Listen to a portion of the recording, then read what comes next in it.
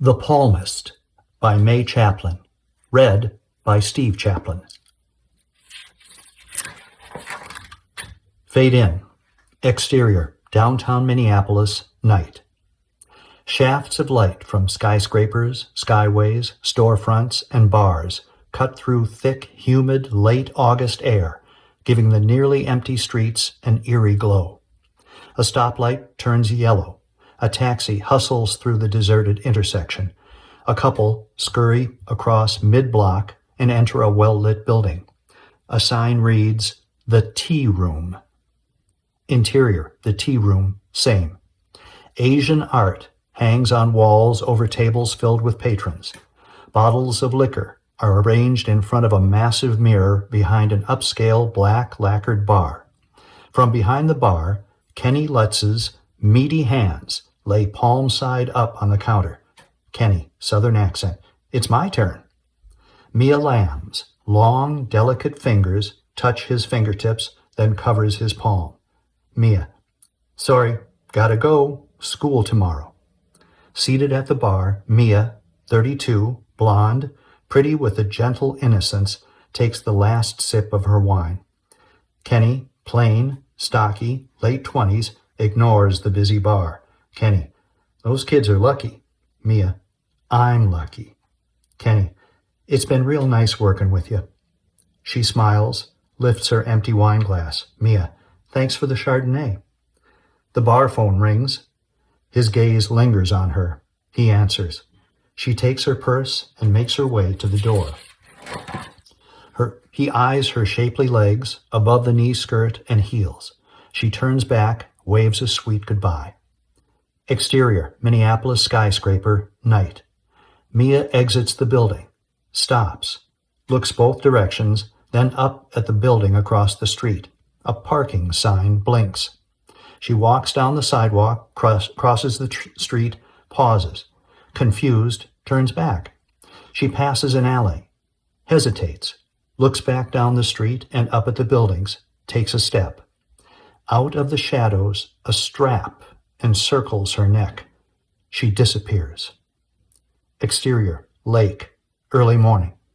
Fiery, dawning rays of sun reflect off the water.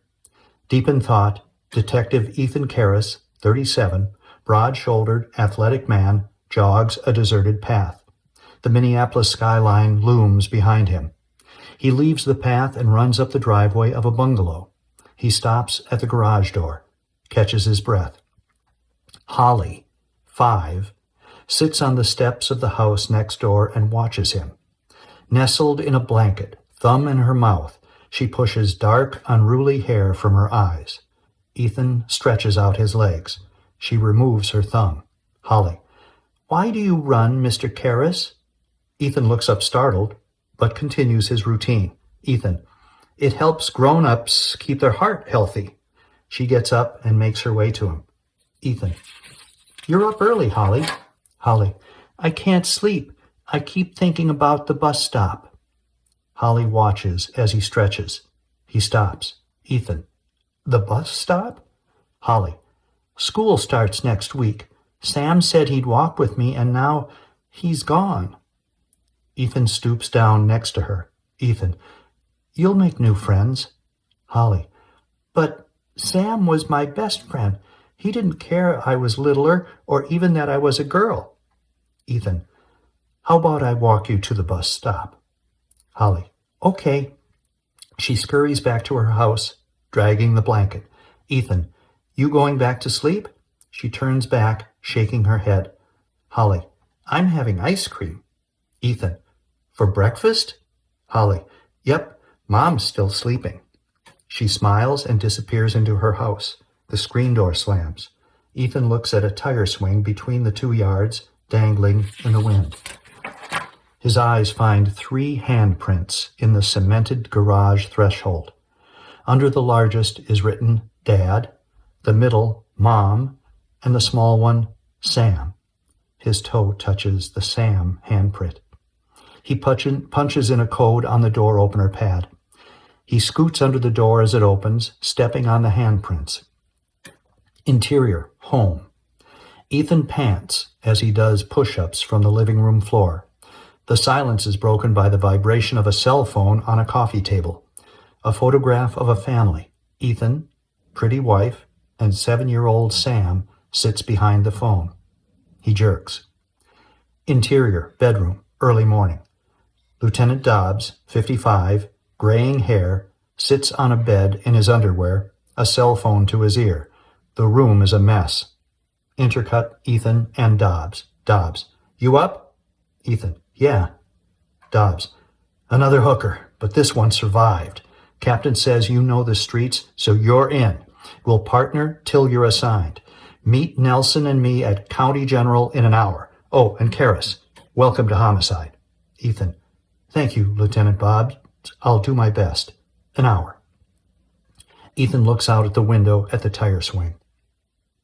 Interior, hospital, morning. Ethan and Detective Patty Nelson, 35, attractive brunette, carrying a small sealed cardboard box and an evidence bag, followed Dobbs down the hallway. Patty. Minimal contamination of the scene. The patrol officer called in crime lab as soon as they got her in an ambulance. Dobbs. Clothes? Patty shows him the bag in her hands. Patty. Short skirt, heels, same vicinity. Dobbs. Blonde? Patty. Very. Dobbs. What about sex crimes unit? Patty. I got there first. It's ours. They approach a nurse at the ward desk. Dobbs. Lieutenant Dobbs, the rape case that came in around midnight? He flashes his badge. She hands him some papers and points to a room across the hall. Dobbs reaches in his pocket, retrieves a pair of glasses, and reads as he walks to the room. Patty and Ethan follow. Nurse calling. Counselor is in with her now. Dobbs nods acknowledgement. He passes the report to Ethan. Dobbs opens the closed door and peers in. Rosie, a black woman in stylish clothes, sits on the bed next to Mia Lamb, blocking Dobbs' view. Hospital room. Dobbs clears his throat. Rosie turns to him, stern look on her face. She turns back to Mia, takes her hand. Rosie, focus on one thought. You are safe. Can you do that? Mia, off screen. I want to go home, please. Rosie, I know. We'll get you there. Mia, off screen. Will you be back? Rosie, I'm with you all the way on this one. Try to rest. Rosie releases her hand, picks up a folder, and walks out. Hallway.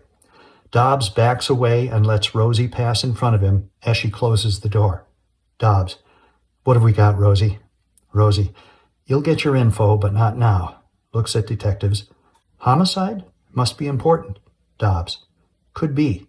Rosie, I'll do what I can.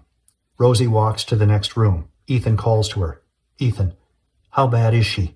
She stops, opens the folder, and reads. Rosie, concussion, laceration to the forehead, facial blood vessels broken, bruises on neck and larynx, external genitalia battered, lacerations on vaginal walls. Beat. He meant to kill her. Ethan, how do you know that? Rosie eyeballs him. You'll know when you see her. Ethan, what's her name? Rosie, Mia Lamb.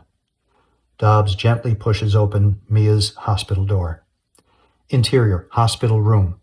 Mia's light hair frames her thin, ghostly white face, contrasting the blood-red whites of her eyes and broken blood vessels peppering her cheeks. Patty, next to Mia on the bed, holds her hand. Ethan and Dobbs stand behind.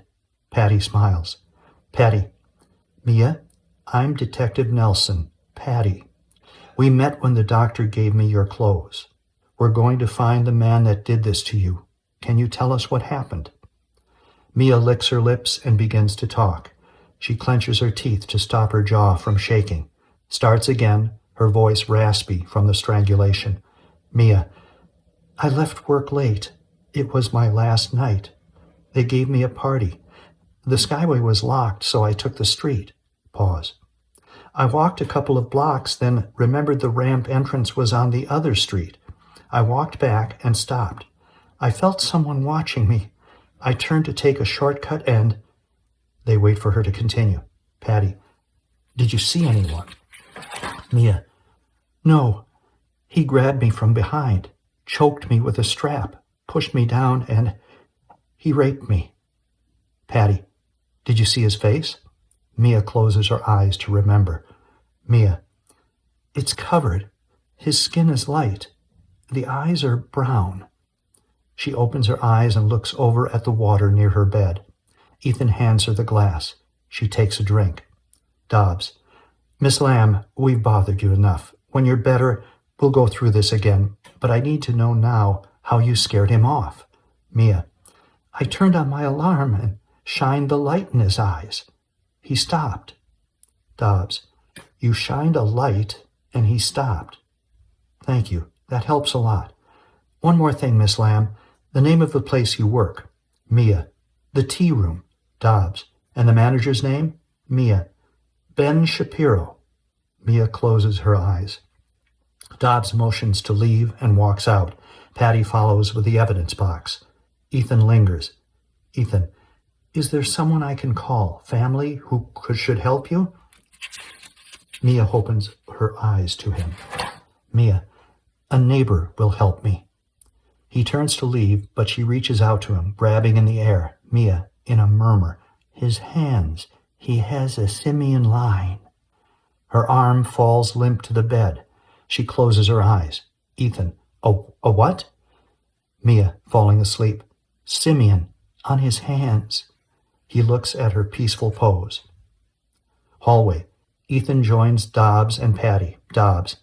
Captain needs this info before the media. They'll question why Crime Lab shows up at an assault. And that's what this is until we know more. No sense telling this piece of shit he left us an eyewitness. Patty holds up the evidence box. Patty. And this? Dobbs. Take it to the lab and write your report. Grab some sleep. We'll coordinate at 1100 hours with Rogers and Evans. We're all working this one. To Ethan. Check out Shapiro. Dobbs walks away. Patty glances at Ethan, then calls to Dobbs. Patty, I'm primary detective on prostitution murders, and this ties in. It's mine. I'll check out Shapiro. Dobbs walks back, face to face with Patty. Ethan avoids eye contact with either of them. Dobbs, I said he's in on this. Whatever it is with you two, get over it. 1100. Ethan writes in a pocket notebook. Dobbs walks away. Patty, you heard him. Ethan puts his notebook in his pocket, checks his watch. Patty, Shapiro won't be there yet. Interior, hospital coffee shop, morning. A few people linger, overworked and sleep-deprived. A waitress fills 2 coffee cups. Patty and Ethan's hands rest beside them on the table. Ethan wears a wedding ring. Patty's hands are naked. Waitress, anything else? Patty, scrambled eggs and toast. The waitress looks at Ethan, tired and bored. Ethan, just coffee. The waitress walks away. Patty, this is good. We need to talk. He drinks, avoids eye contact. Patty, you miss Vice and working nights? Ethan, no, should have transferred a long time ago. Patty, how's it going with Dobbs? Ethan, we're getting used to each other. Ethan looks out the window. Patty, got through the small talk. Wasn't too painful. Let's try what the doctor had to say. He looks at her. Ethan, my cholesterol is high. Patty, well, that's correctable. Ethan, referred me to a urologist and a shrink. Patty, and you're going. Ethan looks back out the window. Patty sighs. Patty, oh, that's right. Head doctors are bullshit. How could I forget that? Ethan, they're gone. What's left to say? She puts her hand on his arm. Patty, you didn't kill them. She was drunk. She drove. She killed your son. Ethan, my wife and boy burn in a ditch on 494, and I'm... He pulls his arm away. Patty, you can't even say it. Ethan, I'm in your bed. Patty, you left her. Don't forget that. Ethan gets up. Patty pulls him back. Patty, so your penance is to never have sex again, and then you'll be absolved of this big bad sin we did. Ethan, I would have gone back to her. Patty, oh, so you're an asshole. Go ahead, say it. You'll feel better. Isn't that what this is all about? You feeling better? Ethan, Patty, I never loved you. Patty, don't do this to us. He stands up and throws money on the table. Ethan, find a boyfriend that can get it up. We'll both feel better. As he hurries for the door, he bumps the waitress carrying Patty's food to the table. She gives him a tired, dirty look. Waitress, don't mind me, I just work here. She sets a plate of food down in front of Patty. Waitress, will there be anything else? Patty shifts her eyes to the empty doorway.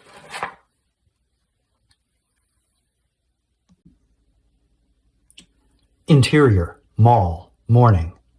Ethan enters a mall in downtown Minneapolis. The tea room on the left, a hotel lobby on the right, specialty shops scattered. A sign reading Skyway points up the stairs. A closed sign is perched on the podium, stands in the entrance of the tea room. He enters the darkened bar.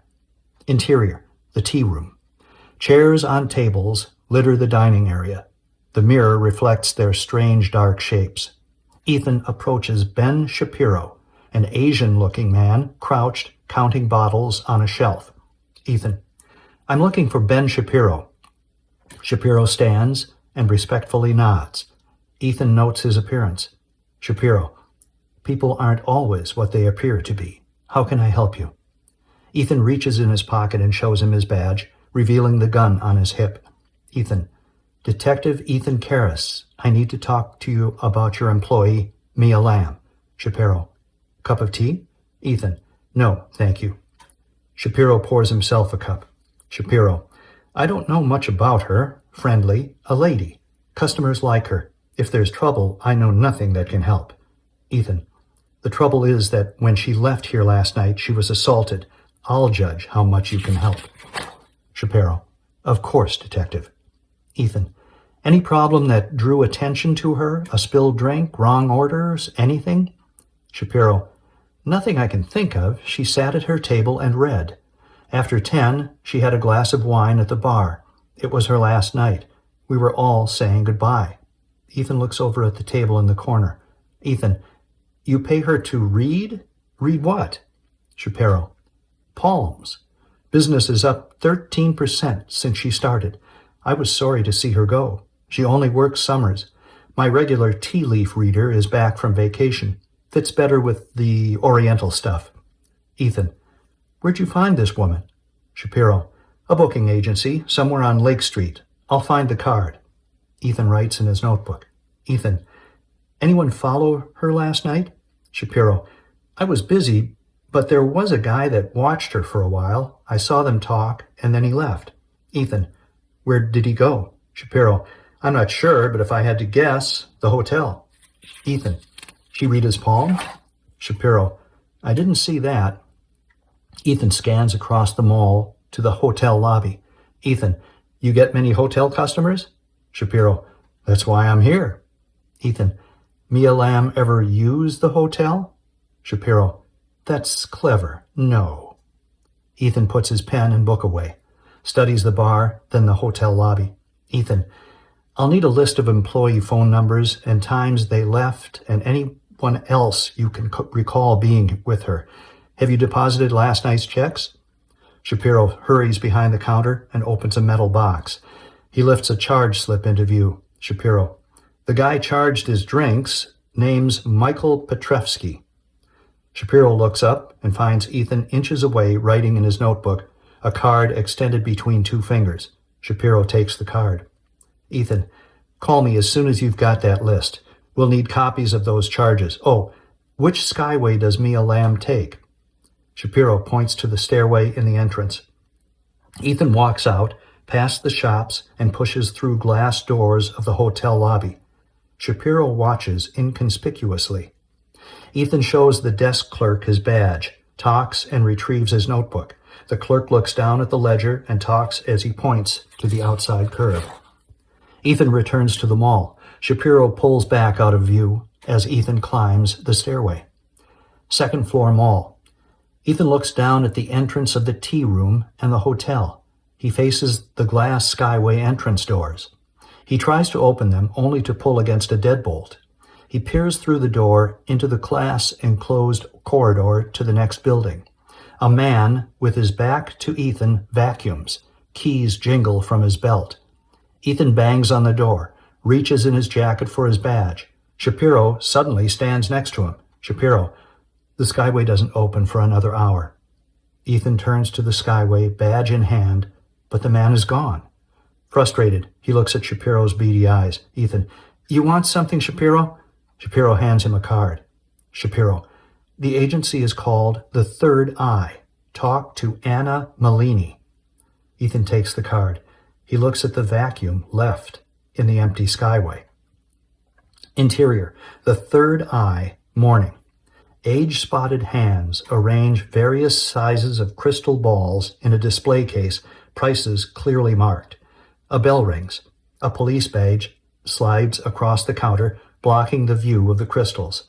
Ethan, off screen. I'm looking for Anna Malini. A glass door slides shut. Anna Malini, a small woman in her 70s with gray hair pulled back in a bun, smiles at Ethan. The shop is filled with books, New Age art, and jewelry. A stick of incense smokes in the background. Anna, what can I help you with, detective? Ethan returns his badge to his pocket. Ethan, Mia Lamb was attacked last night when she left the tea room. I'm told she works for you. Anna stares down at the crystals, shakes her head in disbelief. Anna, such a dear, sweet soul. Where is she now? Ethan, the hospital. She sits on a stool behind the counter. Anna, I'm baffled when people choose violence. Ethan, answer some questions and help stop this violent guy that hurt her. Anna looks at him almost in a daze. Anna, I was talking of Mia, not the man. A choice can be fated, a contract made before knowledge. That's what this is. Ethan uncomfortably looks around the room while Anna continues to stare at the crystals. Ethan, fated? Ma'am, I'm told she works for you. Did you see her yesterday? Anna, no. There's a fee for finding the job, that's all. She just tells people about the shop. Ethan, how long have you known her? Anna looks off at the drifting incense smoke. She gets up and turns on soft music. Anna, she came to me 5 years ago. She's very good. I miss her in the fall when she goes back to teaching. Ethan, teaching? What? Where? Anna, young children with handicaps at the city school. Ethan looks around until his eyes fix on the bookshelf labeled Palmistry. Ethan, what's a Simian Line? Anna moves from behind the counter toward the books. Anna, you'll have to buy a palmistry book. I spread the cards. Ethan, you don't know what it is? Anna, a little. There's no heart line. One single line crosses the palm, like monkeys and gorillas. I've never seen one. How do you know of the simian? He walks over to the bookshelf. Ethan, I don't. Miss Lamb saw it. He removes a book from the shelf, a palm on the cover. Anna, excellent choice. He places the book in her hands. Exterior, Minneapolis Police Station, morning. Cars speed by the busy entrance. Mid-morning sun bounces off tall glass structures. Interior, Lieutenant Dobbs' office. Ethan leans against a desk. Dobbs enters with Detective Rogers, a burly, gray-haired man wearing Western hat and boots, and Detective Evans, a preppy loafer guy. Dobbs turns back to a receptionist at the counter. Dobbs, my daughter call? The receptionist shakes her head without looking up from the keyboard. Dobbs shuts the door. Rogers lowers himself into a chair. Evans waits patiently by the door. Ethan, where's Detective Nelson? Dobbs, down holding hands with sex crimes, making sure they tell us everything they know. What you got? Ethan, Mia Lamb isn't a prostitute. The hotel is right there. The killer probably thought she was hooking when she turned back and forth looking for the entrance to the parking ramp. Dobbs sits behind the desk and tosses down a folder. Dobbs, what else? Ethan, according to Shapiro, a Michael Petrevsky was hanging around her. They didn't leave together. Dobbs, and? Ethan, he spent the night at the Mall Hotel. Dobbs, alibi? Ethan, he left at 6:30 a.m. for the airport. According to the hotel, His address is Las Vegas. The night clerk should be able to give us more. Dobbs. That's it? Ethan. Shapiro's getting an employee list. Dobbs. Rogers, you and Evans take the list. Karras, you work with Vice on a sweep. We need to talk to the pretty women. Include the North Side, Downtown, and Lake Street Precinct. I'll take Las Vegas Mike. Let's go. Rogers jumps up and stretches, ready to leave. Evans turns to the door. Ethan stops them. Ethan. Watch Shapiro. He was too calm. Rogers tips his hat and lifts his eyes to Evans. Rogers. Let's hit that dusty trail, partner. Evans. Oh, Christ. We taking Buttercup or Trigger? Rogers. Trigger. Evans. Oh, God, this is getting old. Rogers points to the door. Rogers. Giddy up. Rogers and Evans leave. Dobbs busies himself at the desk. Ethan waits with a somber face. Dobbs looks up. Dobbs. What else? Ethan. Mia Lamb can identify the killer from his hands. She reads palms and got a good look. Dobbs. You got to be kidding. I tell the captain we got an eyewitness and now she's a kook. Ethan. I think she's reliable. The palm stuff is a hobby. She teaches for the Minneapolis School District. Dobbs leans back, looks at the ceiling. Dobbs. He knocks her down, the strap around her neck, rapes her, and because of a little noise and light, he runs. If it's our guy, he should have killed her. Dobbs presses his fingers against his eyelid. Dobbs. My eye's ticking. Ethan. Maybe realized she wasn't hooking. He rubs his eye, snaps his chair back to the upright position. Dobbs. We need a statement from Lamb. Tomorrow. Set it up. I want to be there. Ethan walks to the door. He turns back when Dobbs continues. Dobbs. Nelson's running a computer check on Lamb. Maybe we'll find a connection to the other victims. Oh, first person on the scene last night was one of our pretty women, Regina Riley. She should show up on the sweep. See if she knows more than what's on her statement. Ethan. I know her. Okay. Dobbs looks into the air, deep in thought. Ethan waits purposefully at the door. Ethan. Something else? Dobbs. Yeah. Whatever is going on between you and Nelson stays out of my face. Nothing craps on this investigation. Ethan. Not a problem. They assess each other for a moment. Ethan walks out. Homicide office. The receptionist hands Ethan a phone message. Receptionist. Your mother-in-law called. She said couldn't get you on your cell. He nods, makes his way through the maze of cubicles to his own. His name is displayed at the entrance. He sits, stares at a group of framed police awards. He picks up the phone and dials. Ethan, on phone. Doris, got your message. Pause. I love your pot roast, but I got this case and... Pause. Yeah, that sounds good. Pause. Headstone? Hadn't even thought about it, but you're right. We can go together. Pause. Yeah, I'll call. Bye. He hangs up the phone and stares at the wall. He pulls his cell phone from his pocket, pushes buttons. Woman, filtered. Minnesota Counseling Center, Dr. Larson's office. Ethan lowers the phone to his heart. Woman, filtered. Hello? Can I help you? Hello? He clicks the phone off. Interior, the tea room, day. Rogers, phone to his ear, piece of paper in his hand. Shapiro pours tea for Evans seated at the bar as he surveys a computer printout. Evans catches Rogers' eye as he talks and nods. Interior, police station, squad room, day. In her cubicle, Patty reads from a computer screen. A printer spits out paper. She reaches for the phone and dials. Exterior, downtown urban street, day. Two women in revealing clothes stand nonchalantly on a corner waving to cars. A black and white drives up and the back door opens. Interior, apartment building, late afternoon. In a hallway, Rogers and Evans pound on a door. No response. Rogers tries the handle. It's locked. They leave. Interior, Dobbs' office, evening. Dobbs paces with a phone to his ear. A file labeled Michael Petrevsky with photos on his desk. Dobbs. We'll check out the alibi at this end and let you know if we need more. Thanks. He hangs up, stares into the darkness outside his window. He picks up his coffee cup and exits. Interior, homicide office, night. The department is hectic. Prostitutes in every available chair and on the floor read, complain, play cards. Dobbs, carrying his coffee cup, passes the interrogation room just as Ethan opens the door. A prostitute exits the room, passing between them. Ethan motions to an officer trying to keep track of all the women. Ethan, pictures with names and addresses. The officer nods while grabbing a prostitute's arm before she walks out the door. Dobbs stops. Dobbs, they pick up Regina Riley? Ethan, can't find her. Dobbs, Las Vegas Mike claims she's his alibi. Let me know if she comes in. Dobbs walks to the break room at the end of the hall. Ethan motions the next prostitute into the interrogation room. Break room. Dobbs fills his coffee cup.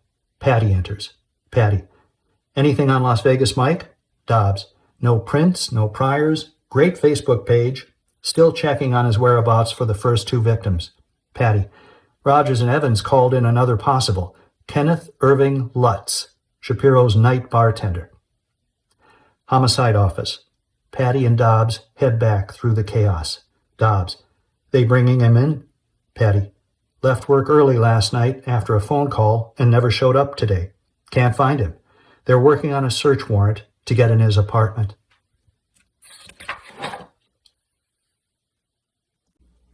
Interior, Dobbs' office, continuous. Patty and Dobbs enter. Dobbs sits down and settles back in his chair. Dobbs, find out where Lutz was when the other 2 were murdered.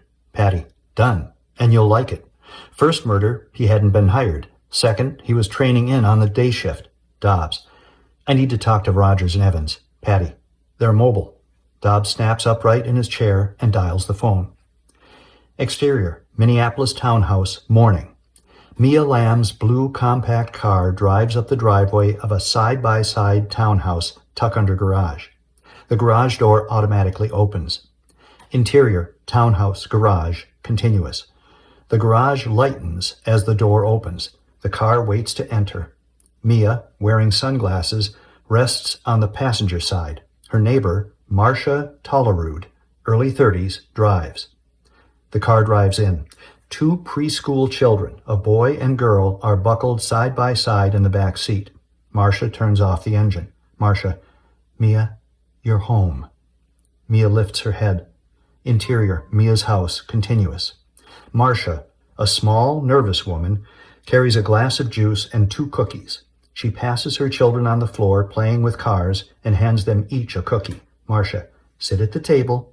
The children scamper to the table in the dining area. Marcia walks to the living room and stops abruptly, her eyes focused on an empty couch. She walks to the coffee table and sets the juice next to a box of tissues. She retrieves a quilt from the floor and puts it on the couch. She looks down the hall to the bathroom. Bathroom door. Marcia knocks. Marcia, are you all right, Mia? I'm coming in. Marcia pushes the door open. She's taken aback. Mia, in her bathrobe, kneels in front of the sink. She vigorously scrubs her raw red nails with a brush. Mia looks up, tears in her red eyes. Mia, they found his skin under my nails. Marcia, oh God, I want to kill him.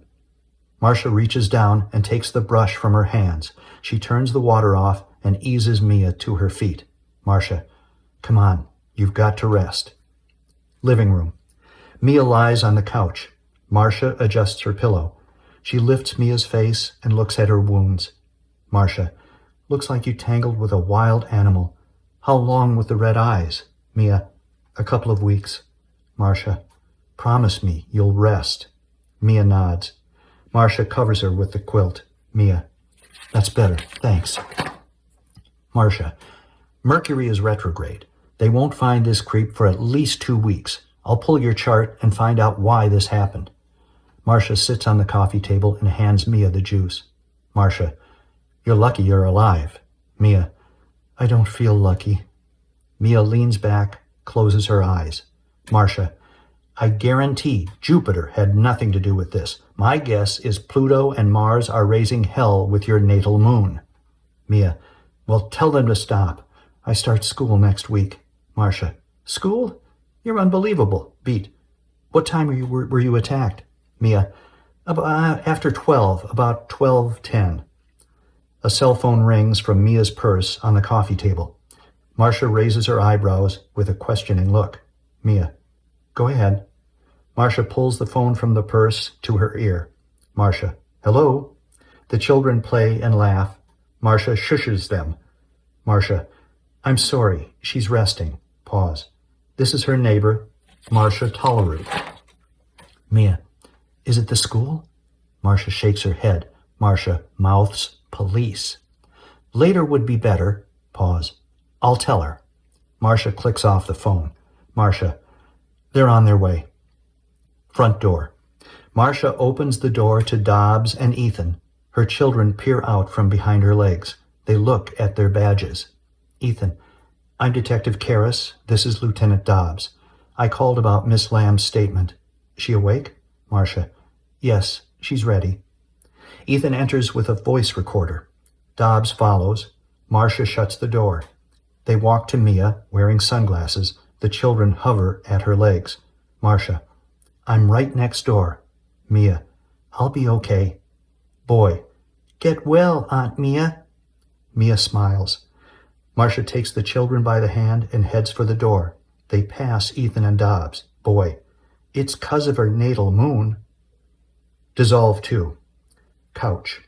Mia wrapped in the quilt. Dobbs on the edge of a chair across from her. Ethan, next to her on the couch, holds the recorder and a large notepad. Mia, I removed the alarm from my purse while he tore at my clothes and tried to enter me. Ethan and Dobbs hang on every word. Mia, his grip on the strap around me loosened while he raped me. I found the alarm button and turned it on. He finished and started to tighten the strap. I managed to turn the light on and flash it in his eyes. He let go of my neck, and that's when I saw his hands. He shielded the light from his eyes. Tears run down her cheeks. Dobbs, you said his face was covered. Covered with what? Mia, a ski mask. Dobbs, what color? Mia, dark, brown or black, I'm not sure. Maybe navy. Dobbs, when you scared him off, did you see his shoes, his pants, or maybe his sleeve? Mia, I don't remember. I think I closed my eyes. Dobbs lowers his head in frustration. Ethan, how tall or big was he? Mia, I don't know. He came from behind. Dobbs, did he try to move you, push you, carry you, or say anything? Mia, no. Dobbs, did he reach for your hands, your finger? Mia, no. Dobbs, did you see a knife? Mia, a knife. Gulps back tears, shakes her head. Ethan hands her tissues. She wipes her nose. Dobbs, are you sure, Miss Lamb? Mia, yes, I'm sure. Ethan, I know this is difficult, but we need this information. When I talked to Mr. Shapiro, he said a man was in the bar that night, bothering you. Do you remember him? Mia, yes, I didn't like him. Ethan, why? Mia, he was looking for sex. I told him I wasn't interested, but he kept bothering me. Dobbs, did he tell you his name? Mia, he said his name was Mike. He's not the man that raped me. His hands were different. Ethan, did you read his palm? Mia, no, but his little fingers were crooked. The rapist's hands were straight. Dobbs, Miss Lamb, you said you didn't read Mike's palm. How can you be sure he's not the rapist? Mia, I saw his crooked fingers. The man who raped me, his fingers were straight. Dobbs, do you know Kenny the bartender from the tea room? Mia, just to say hello, he's new. Ethan, have you read his palms? Mia, no. Dobbs, does he have straight fingers? Mia, I never noticed. Dobbs lowers his face into his hands. Ethan, you saw a Simian line on the rapist's hand. Mia, on both hands. That's rare. Ethan, what does that mean? Mia, it's a single horizontal line across the palm. It shows strong discipline, concentration, ambition to carry out a goal. The heart line and head line are one. Emotions are dealt with in a structured manner. If he was loved as a child, he would grow up loving and selflessly dedicated. If neglected or abused, well, the other. Ethan gives her his notebook and pen. Ethan, draw this. She traces her hand, draws a single line across the palm and a curved line circling the thumb. She makes adjustments as she talks. Mia. His thumb was clubbed, means bursts of emotion, ambition, large mound of Venus, demonstrative with feelings, intense need for intimacy, short fingers, critical, impulsive, makes quick decisions. That's all I remember. Mia looks up from the drawing. Both Dobbs and Ethan are studying their hands. Ethan, could you recognize his hands if you saw them again? Mia nods. These lines don't change. Dobbs, have you ever seen this simian thing on a man's hand before, a customer? Mia, no, not on both hands. Ethan, you're sure? Mia, yes. Dobbs, anything else about the man? Mia, all I saw was his hands. I can't help you find him. I've told you all I remember. I want this behind me. She relaxes into the couch, closes her eyes. Exterior, Mia's townhouse, continuous. Marcia, at her front door in the adjoining townhouse, watches Dobbs and Ethan get into Ethan's car. Interior, Ethan's car. The two men sit, face the street, thinking. Dobbs, okay, she's confirmed that he kills first, moves the body, then cuts off a finger. Ethan, this thing with the line on the hands could be something. Impulsive, filled with rage, emotionally void, sexually abused. Same stuff in the psychological profile. Dobbs, tell it to a jury, thinking. We got her lighted alarm? Ethan, yeah. Dobbs looks back at the townhouse. Dobbs, my goddamn eye is ticking. Dobbs looks up at the townhouse, spots Marcia as she shuts her door. Interior, Dobbs' office, day. Ethan, Rogers, Evans, and Patty congregate around the desk. Dobbs paces. Mia Lamb's alarm is in clear view on the desk in a plastic evidence bag. Dobbs. He cuts off fingers to count his victims. First victim thumb, second index. It's a pattern. Beat. Captain says we apprehend this piece of shit soon or it gets turned over to the Bureau. To Patty. What's the connection between Lamb and the dead prostitutes? Patty. Walking the street, short skirt and heels, same vicinity, blonde hair. Dobbs, what else you got? Patty, she's a teacher at the district's Center for Children with Hearing Problems. Before that, 5 years in Cook County. Dobbs throws her a questioning look. Patty, northern Minnesota, way up there. Degree from the Keller Institute in Sioux Falls. No criminal record, not even a parking ticket. Dobbs, that's it? Patty, I'm still digging. Ethan, where we at with Las Vegas Mike? Dobbs sits down at the desk and leans back. Dobbs has an alibi for everything. Even Lamb says he didn't do it, but he could have. To Ethan, find Riley and find out what time she left him. Ethan nods. Dobbs looks at Rogers and Evans. Dobbs, looks like Kenneth Lutz has top billing. The search? Evans, we got prints, hair, fiber. Lab should have results soon. He left in a hurry, but the place was clean, a few boxes and folding chairs. Looks like a drifter. Rogers, last seen in a beat-up Camry with Georgia plates. Dobbs, who was the call from the night of Lamb's attack? Evans, a woman. That's all Shapiro knows. Dobbs, the lab results will tell us if he's our killer. Find out what's in Georgia. Rogers gets up and stretches as he heads for the door. Dobbs picks up the alarm and examines it, resumes pacing. Rogers, come on, partner. Round him up, bring him in. Rogers walks out. Evans follows, wagging his head with irritation. Ethan stands, ready to join them. Dobbs, the sweep, anything? Ethan, they don't know or they're not talking. Dobbs, find Regina Riley. Ethan and Patty walk to the door. He opens it and exits. Ethan looks back at Dobbs, holding the alarm and staring at the wall. Interior, homicide office, continuous. Patty waits for Ethan as he leaves Dobbs' office. Patty, I was a jerk at the coffee shop. Ethan, yeah, okay. He walks to his desk. She follows. Patty, yeah, okay, that's it? He stops and faces her. Ethan, Patty, it's over. Believe me, it's over. Patty, not for me. I'm a part of this whether you like it or not. In his face. Fine. I won't cramp your healing. I'll just pretend to... A blaring noise interrupts, reverberates through the room. They run to Dobbs' office. Interior, Dobbs' office, continuous. Several people have gathered. Ethan and Patty hurry to the front of the group and join Rogers and Evans. Dobbs turns off Mia's alarm. Dobbs. He rapes her through that, but is afraid of the light. I don't think so. When she shined the light, he recognized her. The killer knows our lamb. To Patty. Get ready to play shepherd. She's going under protective custody. She may not know him, but he knows her. The group disperses as Dobbs makes his way to the hall. Dobbs turns back to Rogers and Evans. Dobbs. Put pressure on the lab. I'm betting it's Kenny Lutz. Turns to the receptionist. Dobbs. If my daughter calls, find me. I'm with the captain. Interior, counseling office, day. The small standard office is soothed with pastel colors, floral pictures, and jars of candy. Mia relaxes on a recliner. Rosie faces her with a box of tissue. Rosie. Breathe deeply. Relax. Focus on your neck muscles, then let go. Mia, deep breath. She visibly relaxes. Rosie.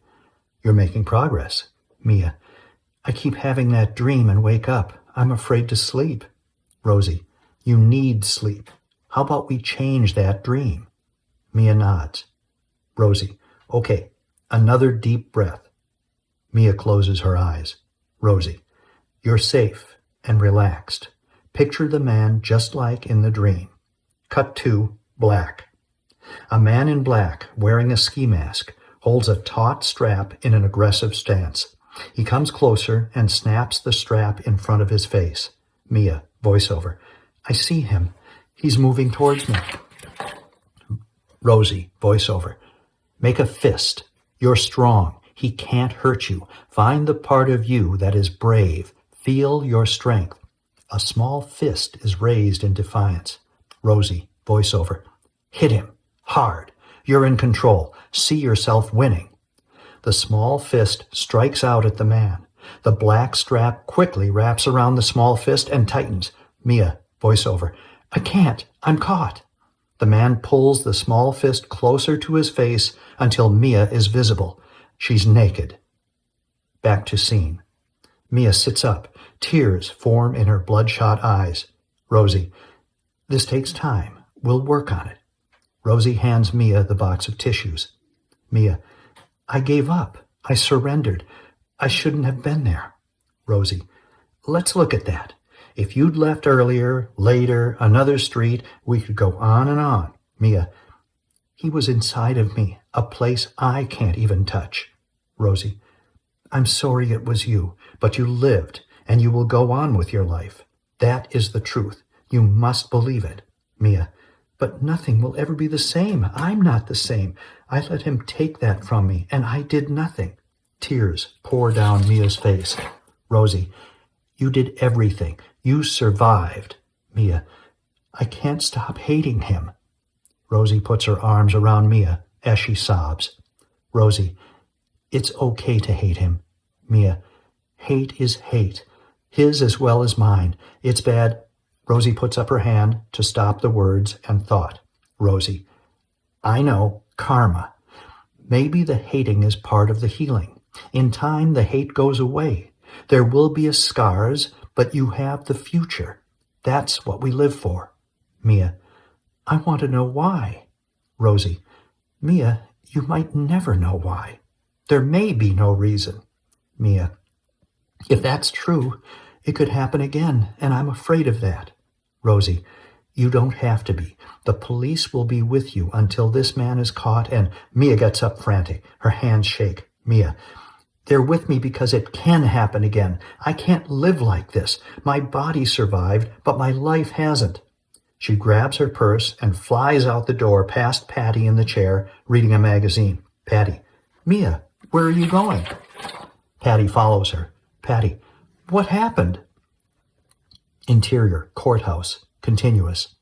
Mia races up a flight of stairs to the police department. She passes a large sign with with arrows pointing in various directions. She follows the one that points to homicide. Patty walks next to her. Patty, you remembered something? What upset you? Mia, talk to me. Interior, homicide office, continuous. Mia approaches the receptionist at the desk. Mia, I need Lieutenant Dobbs. She points to the door. Mia races to it. The receptionist attempts to stop her, only to be halted by Patty. Interior, Dobbs' office, continuous. Mia bursts through the door. Patty closes it behind them. Dobbs and Ethan stare. Mia calms herself. Dobbs, have a chair, Miss Lamb. Mia, no, this won't take long. I don't need protective custody. She takes a deep breath, stares at Dobbs. The three police look at each other. Dobbs walks towards her. Dobbs, I'm not belittling you, but that's my decision, and from what we know, you are at risk. Mia face to face with Dobbs. I don't believe that. I believe people create their reality, and I'm going to believe that I'm safe. Dobbs, Miss Lamb, if we want to watch you, we're going to watch you. Mia, but not in my house and not in front of my students. Those places are mine. There's a tap at the door. Dobbs, yeah. The receptionist opens the door. Receptionist, that call from the PI you were waiting for. Mia, that's all I want to say. Mia walks out. The three police exchange glances. Ethan rushes after her. Dobbs, did I miss something? He shakes his head to clear it. Dobbs, to the receptionist, I'll take that call. Interior, homicide hallway, continuous. Mia walks briskly towards the exit, stops just before the door to find her sunglasses in her purse. Ethan catches up. Ethan, Miss Lamb, Mia, wait. This is a bad choice. We want you safe. Mia, I'm sorry, Detective. You live a life preparing for violence, and your life is violent. But that's not who I am.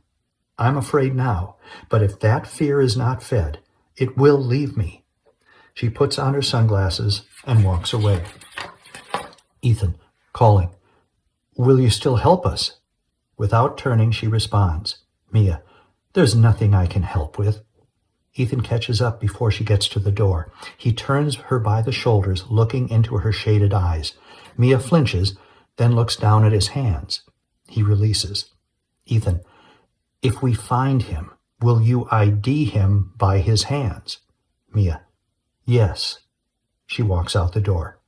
He watches her graceful figure until she's out of sight. He shifts his attention to Dobbs's office. Patty stares back. Exterior, downtown street, night. Half-lighted skyscrapers loom above sparse traffic. Interior, calm, same. Ethan cruises by theaters and bars.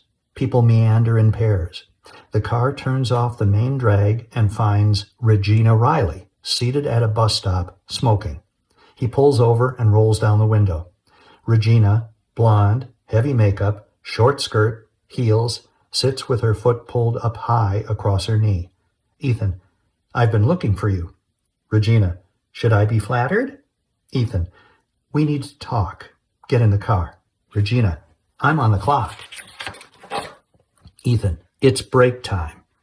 Regina grinds her cigarette on the pavement, throws her purse over her shoulder. She opens the car door, peers in. Regina, I know nothing. Interior, the tea room, continuous. 2 filled teacups sit on the bar. Ethan's hands surround one, wedding ring evident. Regina's hands near the other, her fingers littered with rings. Regina, legs crossed, purse on the bar. Shapiro finishes pouring the tea. Shapiro, anything else, Detective? Ethan shakes his head. Shapiro looks skeptically at Regina, then leaves. Ethan sizes up her bare legs, pulls his gaze to the tea leaf reader at a corner table, giving a reading. Regina, this Mike guy couldn't have raped her. Not that that dipshit wasn't capable. It was maybe 10 minutes after I left him that I found her. Ethan, you ever see her before? Regina gives a mock surprise face. She laughs. Regina, on the street? The only thing I got in common with that woman is that we both give palm jobs. Laughs again. Pretty good, huh? Ethan takes a drink of tea. Regina watches him. Regina, you could have at least bought me a beer. Is that any good? Ethan, it's tea.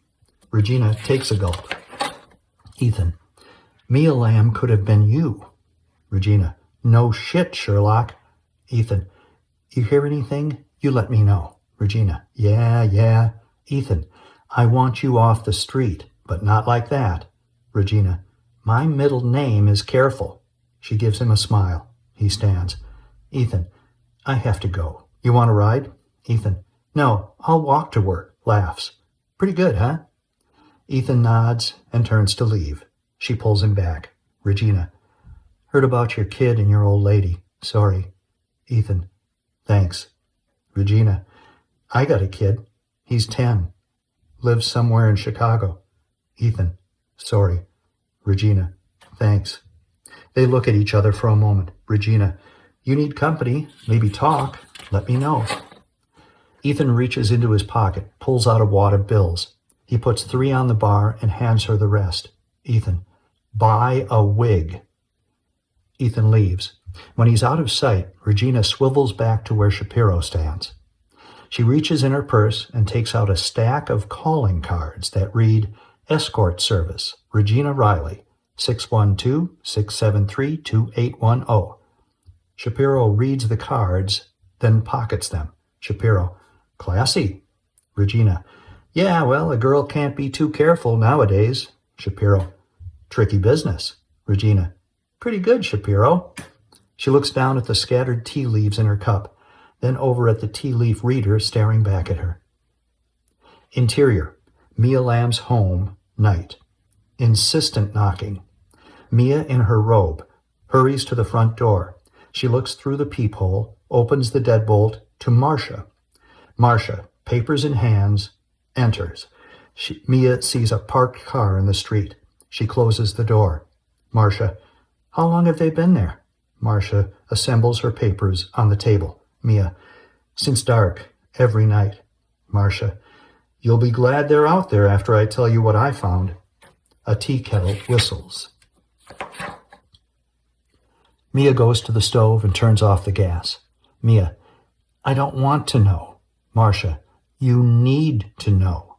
You're not done with this guy. You've got a transiting Pluto opposite your natal moon in your 4th house.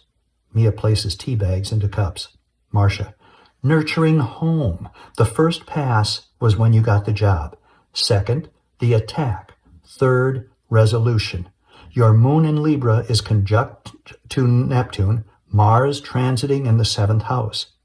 Mia sets the cups of steaming tea on the table, then sits down staring at the papers. Mia, you think he'll come here? Marcia, yes, with signs of violence, maybe death. You need to get out of here. Mia, why is this happening? Marcia, I followed this progression back. You had the exact same configuration 10 years ago. What happened then? Mia, I don't know. Nothing. Mia walks to the window and looks at the patrol car. Marcia, summer of 2005. Think, it's important. Mia slowly turns from the window back to Marcia. Mia, I graduated from college. Interior, Ethan's living room, early morning. Wet with perspiration, Ethan does push-ups on the floor. On the table in front of his family picture, his cell phone vibrates. He stares at Dobbs on the screen, picks it up. Ethan, yes, Lieutenant. Dobbs, filtered. Number 4, the Riley woman. Ethan, she make it? Dobbs, filtered. No. When did you leave her? Ethan, 11:30. Interior, squad car, same. Dobbs barks into the phone. Lights twirl behind him. Dobbs, Nelson's here. Rogers and Evans on the way. Come down 5th Street. You'll see us. Watch what you say. Media's all over the place, hacking the hell out of every word. Ethan, filtered. Got it. Dobbs hangs up, gets out of the car. The street is cluttered with police, onlookers, TV, cameras, ambulance, and paramedics. Interior, city morgue, morning. Ethan and Dobbs look down on Regina Riley's body, pulled out from the cadaver case. There is a sick look on their faces. Ethan, we're sure it's the same guy? Dobbs, yeah, autopsies this morning. Dobbs makes a fist, sticks out his thumb. Dobbs, first victim, thumb. He points his index finger. Dobbs, second. He lifts his little finger. Third. Dobbs stares at his hand. Ethan, there could be bodies we haven't found. Dobbs, that's a thought I don't like. Beat, we need Lamb. She's all we got. Be gentle. Ethan nods. Interior, Wilder Elementary, day. Hands folded, Ethan waits outside a closed door in a quiet hallway. A bell rings. Children stream into the hallway with their noises. Mia, wearing sunglasses, opens the door. An 8-year-old boy is with her. Mia, to boy, signs and talks. See you after lunch. Boy, signs and talks. What are we going to do? Mia, signs and talks. It's a surprise. The boy smiles and skips away, eyeing Ethan as he passes. Ethan approaches Mia. Ethan, thank you for seeing me. Mia, I read about the murdered woman. Ethan, did you make a list? Mia, yes. Ethan, where can we talk? Mia, the cafeteria. First day of school is hectic. Ethan looks at the wall clock. Ethan mutters, the bus stop. Holly. Mia, who's Holly? Interior, school cafeteria. Children eat and laugh at long tables. Mia and Ethan eat at a table to the side of the room. Mia takes fruit and a sandwich from a tote bag. Ethan examines the pile of food on his plate. Ethan, looks gourmet. Mia, wiener winks. Ethan, you can't be serious. Mia smiles. I usually bring my own. She pulls a sheet of paper out of the notebook. Mia, everything I could think of. Gas, station, drugstore, beauty shop, bookstore, dry cleaners, everything. Ethan examines the list. She points on the paper. Mia, those are the places I stopped the day of the attack. She eats. After a moment, he looks up from the paper. Ethan, how's the counseling going? Mia, Rosie says the first 2 weeks are the toughest. Ethan, you're doing fine. Mia, the kids help. Nights are the worst. Ethan, I know. Mia, but someday I'll walk down that street in the dark and not be afraid. Looks at him. Think I'll get there? Ethan ponders her intently. Between them appears the boy from Mia's classroom. The boy signs, who is he? Mia signs and talks. Talk. Boy signs and talks. Who is he? Mia signs and talks. A policeman. The boy shoots Ethan a wary glance. Boy signs and talks. Are you in trouble? Mia signs and talks. No, he is a friend. Boy signs and talks. What is his name? Mia's eyes question Ethan. Ethan. Ethan. Mia to boy. Ethan spells in sign. The boy watches her letters, then sizes him up. Boy signs and talks. Will you find the man that made her eyes red? Ethan nods. Yes. Mia taps the boy on the shoulder to regain his attention. Mia signs and talks. See you later, alligator. The boy smiles and wiggles. Boy signs and talks. After while, alligator. Mia signs and talks. No, I say see you later, alligator. You say after while, crocodile. Now, see you later, alligator. Boy signs and talks. See you later, crocodile. Mia signs and talks. We'll practice this. She waves goodbye. Looking at Ethan, the boy walks away. Ethan smiles back. Ethan, cute kid. Mia, they're all cute. She resumes eating. Ethan, about walking down that street in the dark. I think it would be good to try it during the day. Mia, not yet. Ethan, we'll go together. Broad daylight. She gives him a nervous smile. Interior, police station, afternoon.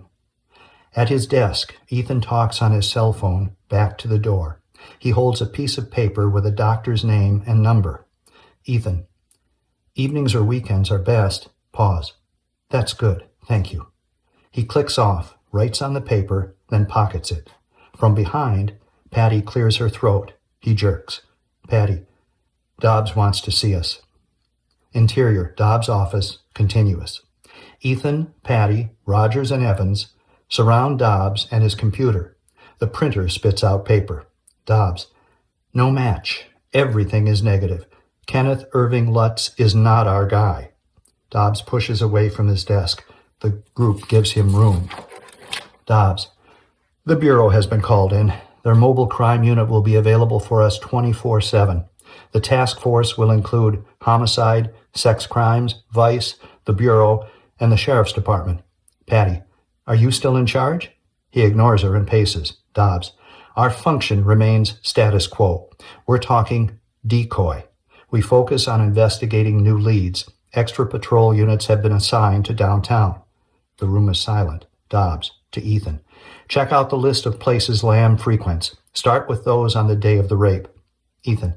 She's agreed to return to the scene. We may get something there. Patty. With the additional personnel, I think an undercover decoy is a good move. Ethan, agitated. We don't know how he moves the bodies, what he looks like. A decoy it's premature. We don't have enough information. Patty eyeballs Dobbs. Patty. I'm volunteering. The telephone rings. Dobbs answers. Dobbs. Dobbs. Pause. I thought she was in Chicago. Never mind. Hold on. Dobbs clutches the receiver to his desk. Dobbs. Rogers and Evans, help Karras with Lamb's leads. Nelson, talk to the women. Maybe Riley was picked up. And I still want to talk to Lutz if we can find him. Get out of here. Rogers gets up and exits with Evans and Patty. Ethan lingers, listens. Dobbs, on phone. You're sure it's my daughter? I want an address. Don't approach her. Ethan leaves. Homicide office, continuous. Ethan shuts Dobbs' door. Patty hurries down a hall. Ethan. Patty, wait. She stops, turns back to him. Ethan. Don't push decoy. It's not safe. Patty. Didn't know safe was a requirement. Ethan. You're wrong on this. Patty. I know how to take care of myself. You're out of line. She maintains a cold stare. Dobbs opens his door, surprised to see Ethan and Patty. He raises a finger to Ethan. Dobbs. Listen, Karras. I've got fibers, skin, hair. I've got his goddamn DNA. To Patty. Find some blonde hair and a short skirt. You're going out. Exterior. Downtown street. Day. It's windy. Shoppers exit and enter stores. Mia and Ethan walk down the sidewalk. Mia stops at the alley and walks to the building. Mia. It happened here. She stoops and touches the pavement. Her hands shake. Ethan reaches for her arm, helps her stand. Her face is pale as she breathes deeply, gulping for air. Ethan, you did it. Mia, I feel it happening again. She puts her face in his chest. Gently, he embraces her. Mia, help me. Ethan makes eye contact. Ethan, you help me, Mia, instead of the beginning. Start at the end. Regina found you on the ground. What happened right before that? Right before? Mia, silence. I was crying. Ethan, before that. Mia looks down the alley. Flashback. She looks up, bruised and bloody, from the alley the night of the attack. She's crying. A door slams. She tries to look in the direction of the noise. Mia, voiceover. A door slammed. Ethan, voiceover. Before that. Dissolve 2. A man's feet running down the alley away from Mia. She struggles to a trash can to pull herself to her feet. The trash can tips, spilling garbage into the alley. Mia, voiceover. I heard him run away. The trash can fell over. Ethan, voiceover. Before that. Dissolve 2. The heat of the attack. One hand tightens the strap around her neck. The other rips her clothes away from her crotch. Mia, voiceover. He's inside me. I can't stop him. With her right hand, she grabs the man's hand that chokes her. With the left, she opens the clasp on her purse. Mia, voiceover. He's choking me. I have the alarm. She removes the alarm from her purse and pushes the button. A shrill screech reverberates. The man continues the assault. She shines the light in his face. Mia, voiceover. Nothing stops him. I look into his eyes, but he hides them. I see his hands. The man releases the strap around her neck and shields the light from his eyes, revealing both palms. Mia screams. Mia, voiceover. The light stops him. I can breathe. I scream. He's gone. The man with the strap in hand stands and leaves Mia lying on the ground. Light spills across her face. End flashback. Mia's face is inches from Ethan's. Ethan. When did he stop pulling the strap? When the alarm sounded? Mia. No, the light. Mia weeps on Ethan's shoulder. He pulls her away until they are face to face. Ethan.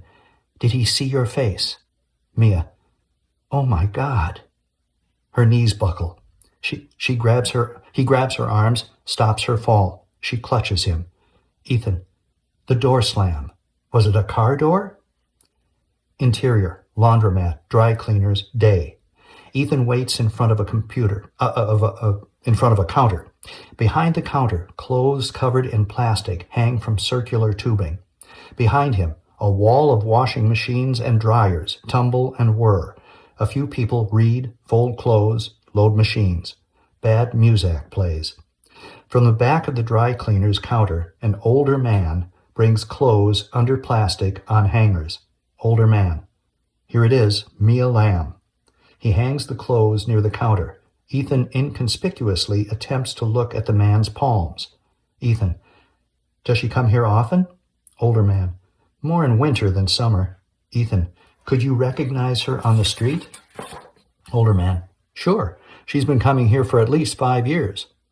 Ethan studies the room, then out a window at a parked van. Older man. You going to pay for them? Ethan. No. Older man. If she wants them delivered, tell her to give me a call. Ethan. You ever delivered to her? You know where she lives? The older man clicks keys on a computer keyboard. Older man. Last year, a Colfax Street address in Minneapolis. Ethan looks back at the van's license plate. Ethan. How late are you open? Older man. Dry cleaning counter closes at 6. The machines go till midnight. Ethan. That's a long day. Older man. Yeah. Hired a kid a few months back to lock up for me. The wife wants me home. Ethan. I need to talk to him. Older man. Name's Chico. Comes in at 6. He's doing a good job. Ethan looks back at the van.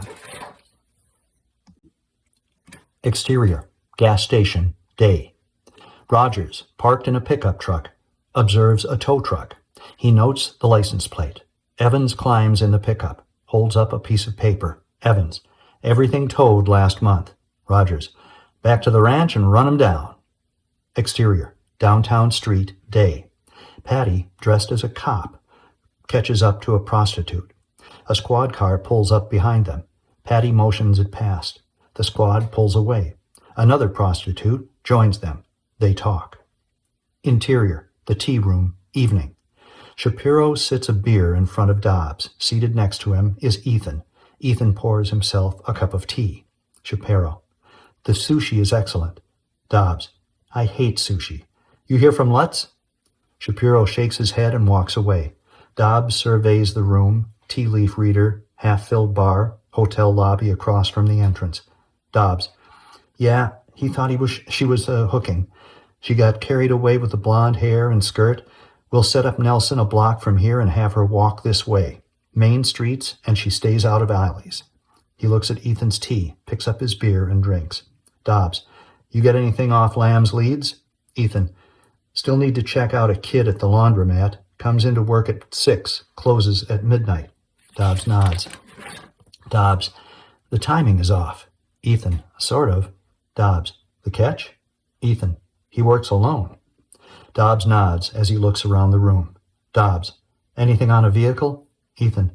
Rogers and Evans are running the numbers we got today. Validated ramp parking from the nights of the murders, permit parking, and vehicles ticketed on violations. Dobbs. Lamb's sure it was a car door. Ethan. She's sure a door slammed. Dobbs. It could have come from a building. Nelson should be told that. Ethan. When's she going out? Dobbs. Tonight. Ethan. Wait till the car info comes in, and I'll check out the laundry kid. Shapiro appears with an outstretched telephone receiver. Shapiro, it's the woman that called for Lutz. She's still looking. Dobbs pulls the receiver to his ear. Dobbs, on phone.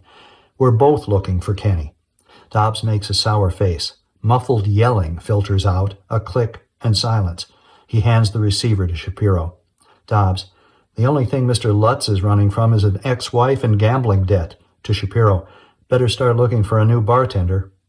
Ethan, how about I go back and get a good look at the hands of the laundromat kid? Dobbs, the Bureau wants an undercover. The captain's all over my ass about cooperation. Nelson's bucking for my job, and the press says I'm dragging my badge because we've got nothing. And then there's you. You want to walk the streets looking at hands, hoping to find a crazy man. Who's crazy, Karras? Ethan looks away. Dobbs, Rogers and Evans take tonight. You're off. Go home. You and I'll babysit Nelson tomorrow. Ethan, she needs all the backup we got. Dobbs, vice and sex crimes kicking in power. Patrol units are working on it like a parade. She's wired. We're set. Dobbs guzzles his beer. Eyes Shapiro at the end of the bar. Dobbs, anybody check out Shapiro? Ethan, bar crew alibied the whole night. Dobbs, we're grabbing air on this one. He sets the glass down and stares into the mirror. Dobbs, this guy kills 'cause he's nuts. But what the hell drives me to walk behind and see all his fucking madness? Beat, my eyes are ticking. We gotta get him. Dobbs' haggard face looks back at them from the mirror. Ethan, you need sleep. Dobbs, I need a hell of a lot more than sleep. Dobbs motions to Shapiro for another beer. Ethan, did you find your daughter? Dobbs, she's in New York. Ethan, she all right? Dobbs, seems she's taken up with a group of badasses. She's on the street. Ethan, you talked to her? Shapiro sets the beer down and walks away. Dobbs, there's nothing left to say. Ethan, there's always something to say. Dobbs, if anything, I've said too much. She left me just like her mother. He guzzles beer. Dobbs, you know the streets, Karras. How long does she have before some crazy cuts her up? How long? Ethan, talk to her. Dobbs, talk. She's not listening. Dobbs searches his eyes in the mirror. Ethan meets his gaze. Exterior, Patty's house, evening. Ethan jogs up to a small, lighted house. He knocks on the front door. Patty, wearing a bathrobe and heavy makeup, opens the door. She's surprised. Patty, Ethan, come in. He shakes his head. Ethan, I could have saved him. I could have been with my son and... Patty, and you were with me. He nods. His eyes tear. Ethan, Patty, I need a friend. Tears form in her eyes. She reaches out and they embrace. She strokes his hair and kisses his forehead. Patty, come inside. Ethan, a little more time. She nods with understanding. He wipes her tears, backs away. Ethan, be careful. Patty, I'll see you tomorrow. He jogs into the darkness. She closes the door. Exterior, Ethan's garage, night. Ready to punch the code into the door opener, Ethan hesitates. Exterior, Holly's house, continuous. Ethan knocks on the door, waits, knocks again. Holly's mom, Becky, an older version of Holly, opens the door. She raises her eyebrows in surprise. Becky, you're in deep trouble. Ethan, I know. Becky, good luck. She leaves the door open and walks away. Holly, in pajamas, dragging her blanket and sucking her thumb, walks up to the door. She gives him a cold stare. Ethan, sheepishly, I'm sorry about the bus stop. It got busy at work. I made a mistake. I'm sorry, Holly. She pulls her thumb from her mouth. Holly, you didn't make a mistake. You made a lie. I was going to invite you to my birthday party, but now I'm not. Her thumb goes back in her mouth. Ethan conceals a smile. He stoops to her level. Ethan, I've been a terrible friend. Can we start over? Holly, you can never lie. Ethan, I promise. She waits, then nods her head. Ethan, how's school going? Holly, I don't like it. The kids laugh at me if I suck my thumb, but I think it's good for my heart. Ethan, you could always jog with me. Holly wrinkles her nose in displeasure. Becky comes to the door. Becky, Holly, it's bedtime. Holly, I gotta go. Ethan, good night, Holly. She smiles, puts her thumb in her mouth, and shuts the door. Exterior, garage, continuous. Ethan punches the code onto the pad. The door grinds. He stands on the 3 handprints, ready to scoot under, but stops to look at them. He places his hand on the largest one, then touches the small one. Interior, Ethan's house, continuous. The kitchen lights flick on. Ethan enters with empty boxes and sets them on the floor. He puts the tea kettle on a burner and turns on the flame. Ethan's bedroom. With empty boxes at his feet, Ethan sits on the bed staring at his wife's clothes in the closet. He reaches out and touches her bathrobe, then looks down at her shoes. Exterior, Metro Street, night. On a deserted street, Mia Lamb gets out of her car and locks it. A car pulls in behind hers. The headlights and engine turn off. She hurries to the shop with a neon sign, The Third Eye. She knocks despite the closed sign. Anna Malini opens the door. They embrace. Anna, it's cold. I'll make tea. Interior, The Third Eye, night. Mia sits at a table, a candle, 2 teacups, and a deck of cards wrapped in silk in front of her. Anna sits across from her, pours tea. Anna, your eyes, are you healthy? Mia, getting better. The routine at school is good, helps me forget. Anna, they haven't caught the man? Mia, not yet. Mia picks up the cards and hands them to Anna. Mia, help me. When will this be over? Anna, the cards have never been your way to find answers. Mia, my chart says violence. I have nightmares. I'm filled with fear. I need your help. Anna takes the cards and puts them back on the table. Anna, be strong. Go to a place you have been at peace. The way out of your fear will present itself. Mia, but all I have are questions. Anna, the answer to every question is love. I will pray for you. Anna settles back in her chair, a distant look in her eyes. Anna, I'm tired. The day is long. Mia, thank you for seeing me. Front door. Mia and Anna embrace. Mia hurries back to her car. Anna locks the door. At the card table, Anna pours more tea, shuts her eyes, shuffles the cards. Interior, Ethan's son's bedroom, night. Out of darkness, Ethan turns on the closet light. He drops boxes, fills them with toys. Exterior, downtown street, same. A blonde Patty, dressed seductively in a short skirt and heels, struts down a deserted sidewalk. When she reaches the corner, she strikes a match and lights a cigarette. Cars pass. Patty, he's not out tonight. She spots a squad car cruising down a side street past an unmarked police van. Patty, or maybe he's too busy counting the black and whites. I'll walk back. We'll try tomorrow. Rogers, filtered. Let's hang a little longer. Take another walk. Heads up. She starts back, smoking. When she passes an alley, a distant shadow plays off the wall of the building. She stops and looks down the long, dark corridor. Patty, something in the alley. Follow me. She looks both ways, shakes her blonde hair, and struts into the darkness. Rogers, filtered. Patty, wait. We can't see you. Patty pauses. She takes a drag from the cigarette. When she takes it from her lips, a strap is pulled around her neck from behind. Interior, Ethan's son's bedroom, same. The closet is clean. Ethan sits on the floor, filled boxes around him. He picks up his cell phone on the bed, presses buttons, puts it to his ear. Ethan, this is Ethan Karras. Cancel my 11 o'clock appointment with Dr. Larson. I don't need it. He hangs up. The tea kettle screams. Ethan remains on the floor. The scream gets louder and louder until it turns into the wail of a police siren. Exterior, downtown alley, same. Police sirens reverberate as police cars and a surveillance van speed in with lights flashing. From high above, Patty's dead body sprawls in the alley, wig off, bloodstains on the pavement. Her thumb is missing.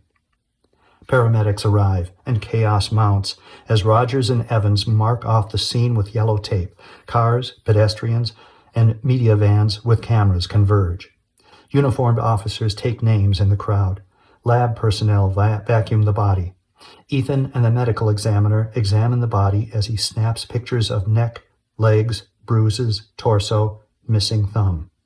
Police photographer film.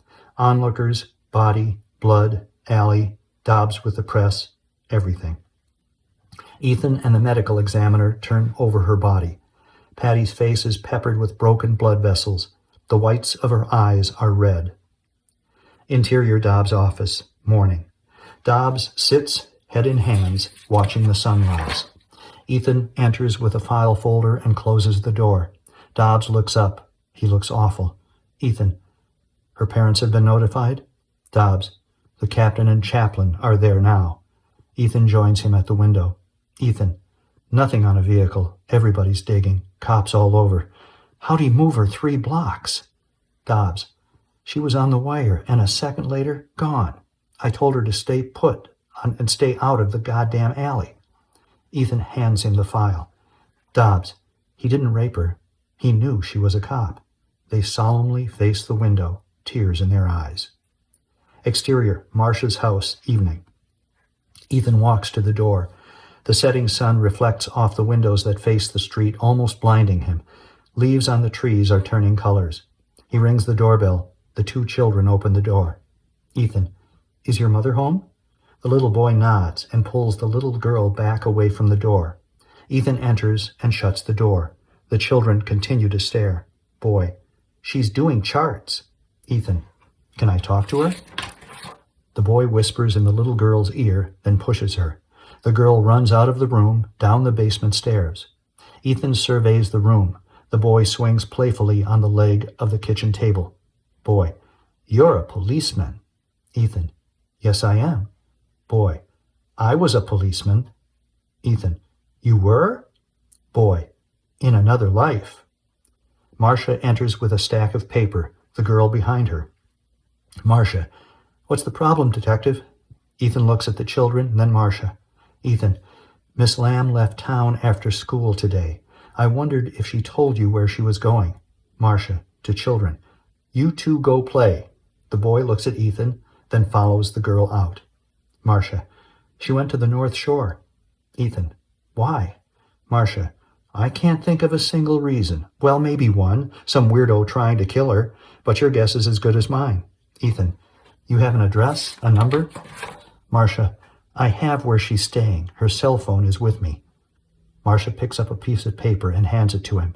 Ethan jots it down in his notepad. Ethan, did she know about the policewoman that was killed? Marcia, you'd have to be in a coma not to know. Ethan hands her back the paper, along with his card.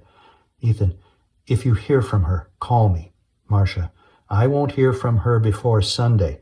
The moon is void, and if she takes my advice, she won't come home. Ethan looks at her for a moment, then walks out. Marcia calls after him. Marcia, detective, she's got Pluto in her 8th house with Scorpio on the cusp. Ethan flashes her a questioning look. Marcia, she's in danger. Ethan, I know.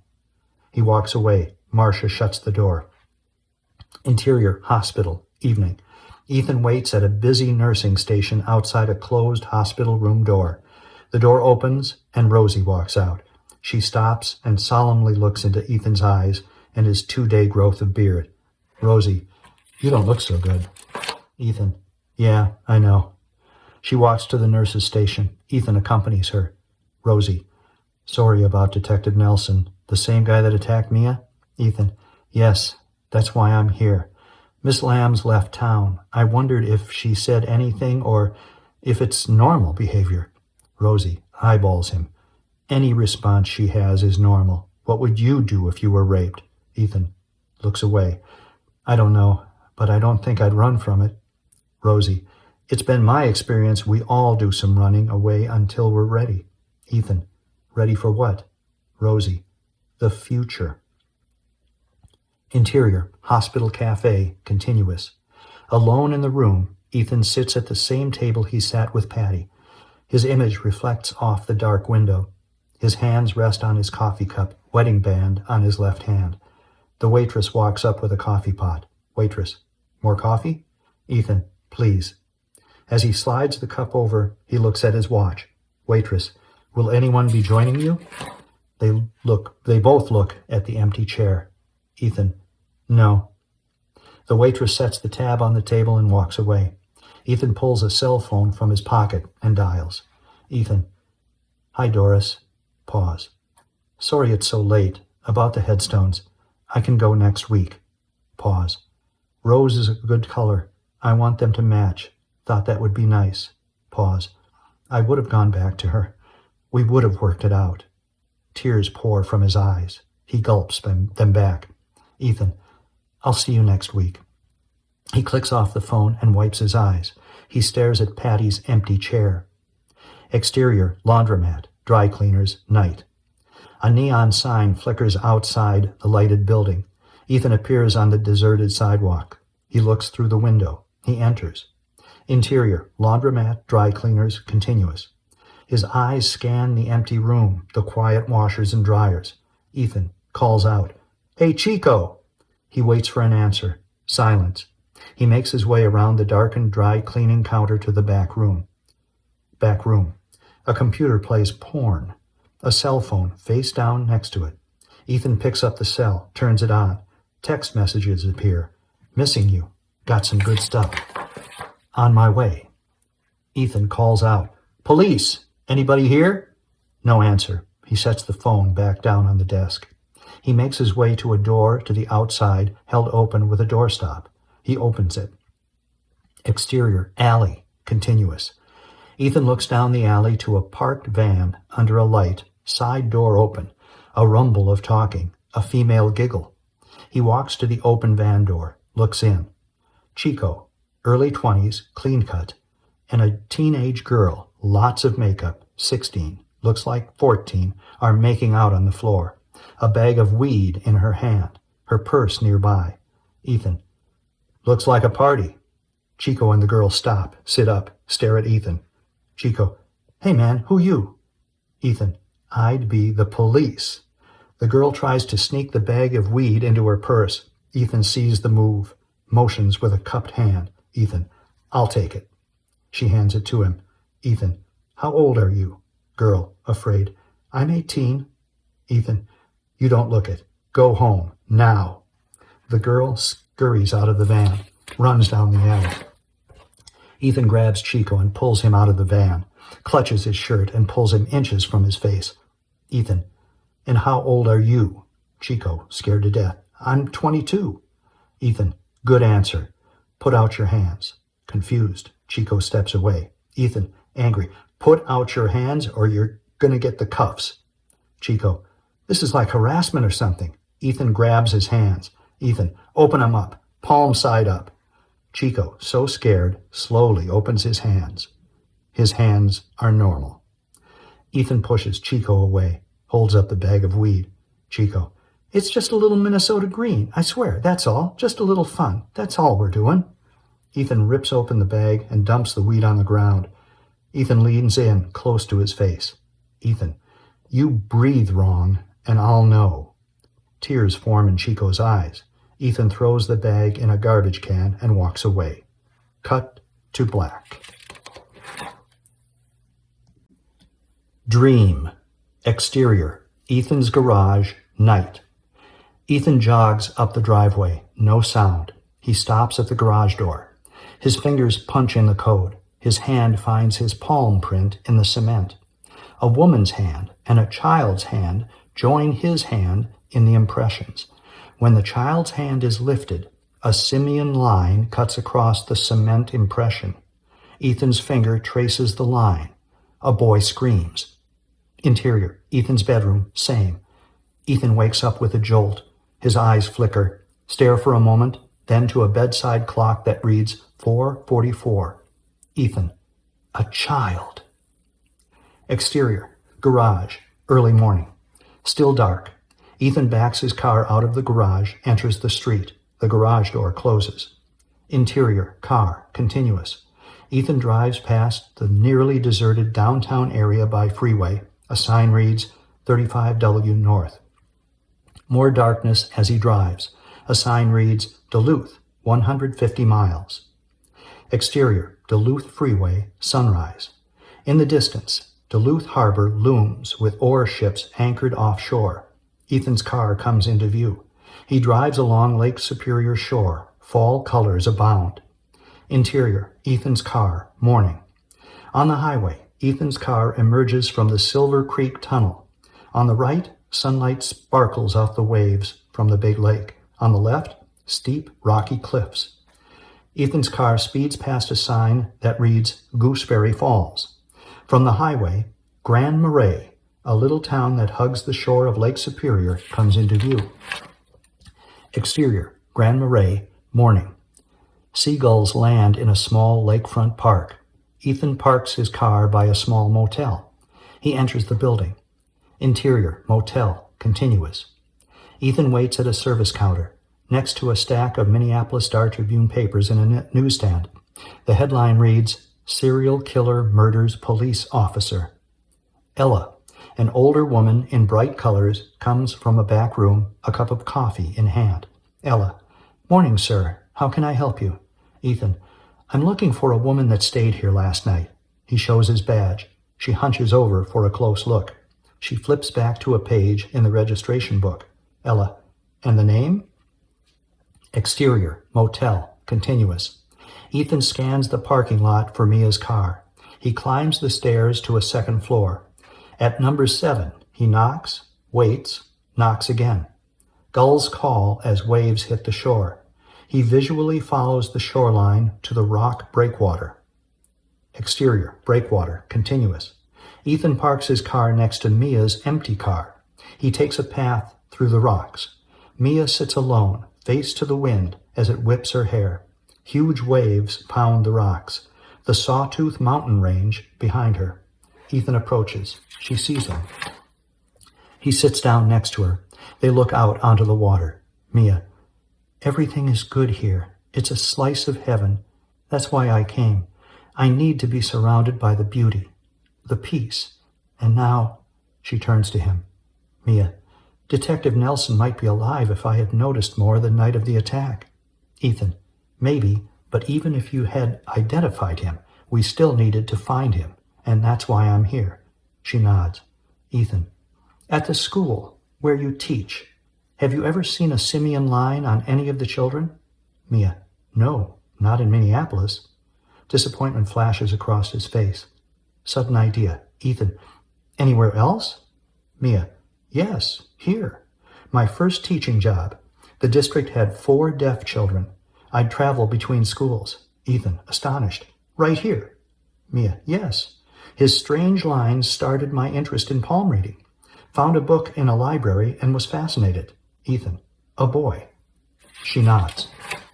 Mia, his name is Martin Norman. His mother is Jerry. Ethan, I need to see his hands so I know what I'm looking for.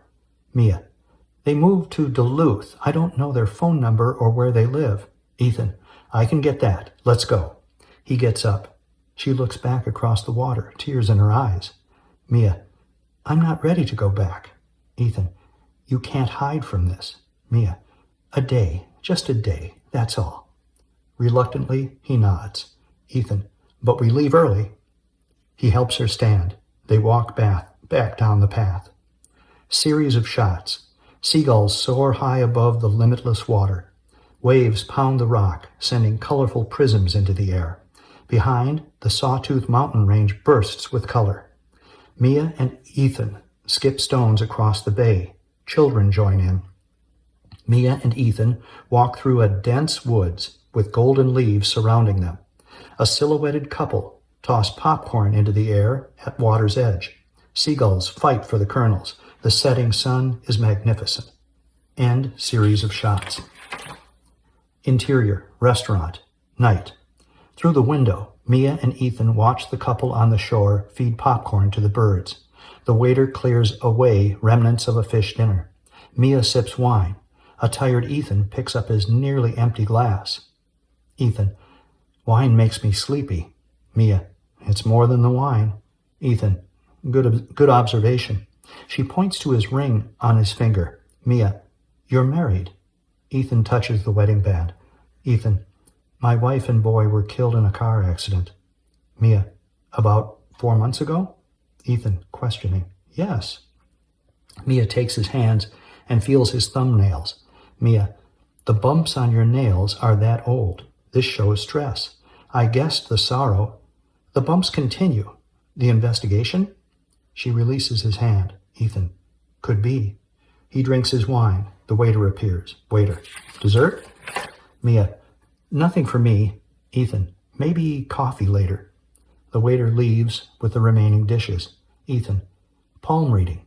You believe it? Mia, the lines are a map of life. I've learned to read the map. Ethan takes her hand and looks at her palm. Ethan, so do you get feelings? She pulls her hand back gracefully. Mia, sometimes I get feelings when I hold hands, but it has nothing to do with palm reading. He chuckles, lays his hands across the table. Ethan, where do the maps say I'm going? Mia, I usually do this for money. Ethan, how much do you charge? Mia, tonight the cost is your sincerity. Ethan, that's fair. Mia, sit next to me. I need to look at your hands the way I see mine. He slides next to her in the booth. Ethan, I like palm reading. She smiles. She opens his palm, pulling his thumb away from his hand. Mia, are you right or left-handed? Ethan, right. Mia, your left is what you're given, your inheritance. Your right, your using hand, how you spend it. They will be different. Relax. Mia studies his palms, touching in a firm but gentle manner. Mia, long fingers, you're detail-oriented. Decisions are difficult if you get caught up in the details. She touches his third and fourth fingers together. Mia, you take feelings of guilt out on yourself, your body. Often, this is a reason for your sickness. Ethan, that's in my hand? She releases his fingers. Mia, the third and fourth fingers turn towards each other. The distance between them is narrower. Look. She touches the base of his fingers. Mia, you also have heroic tendencies. Ethan, I've been told. Mia, your lower plane of Mars is elevated, pulling people out of burning buildings, rescuing drowning victims. You're a natural. Ethan, maidens in distress? She nods and smiles.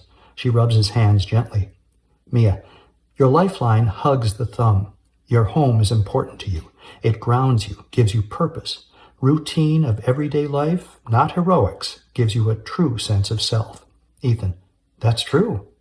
She feels his thumbs and the palm beneath them. Mia, you're going through a period of secrecy. By nature, you're open, but now you're cautious. It's influenced your ability to show affection. He jerks his hand away. Mia, I've offended you. Ethan, surprised me. Beat, I'm ready for coffee. He searches for the waiter.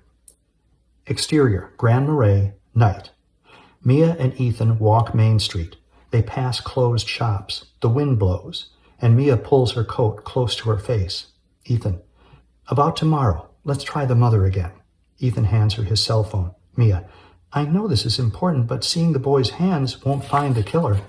Ethan, true, but I need to convince Lieutenant Dobbs that this is identification, as valid as a scar or tattoo. You can positively ID this man from his hands. Mia, but we haven't found him. Ethan, we're just not that far yet. She resumes the walk down the street. He follows. Mia, and maybe we're close. He looks over to the motel.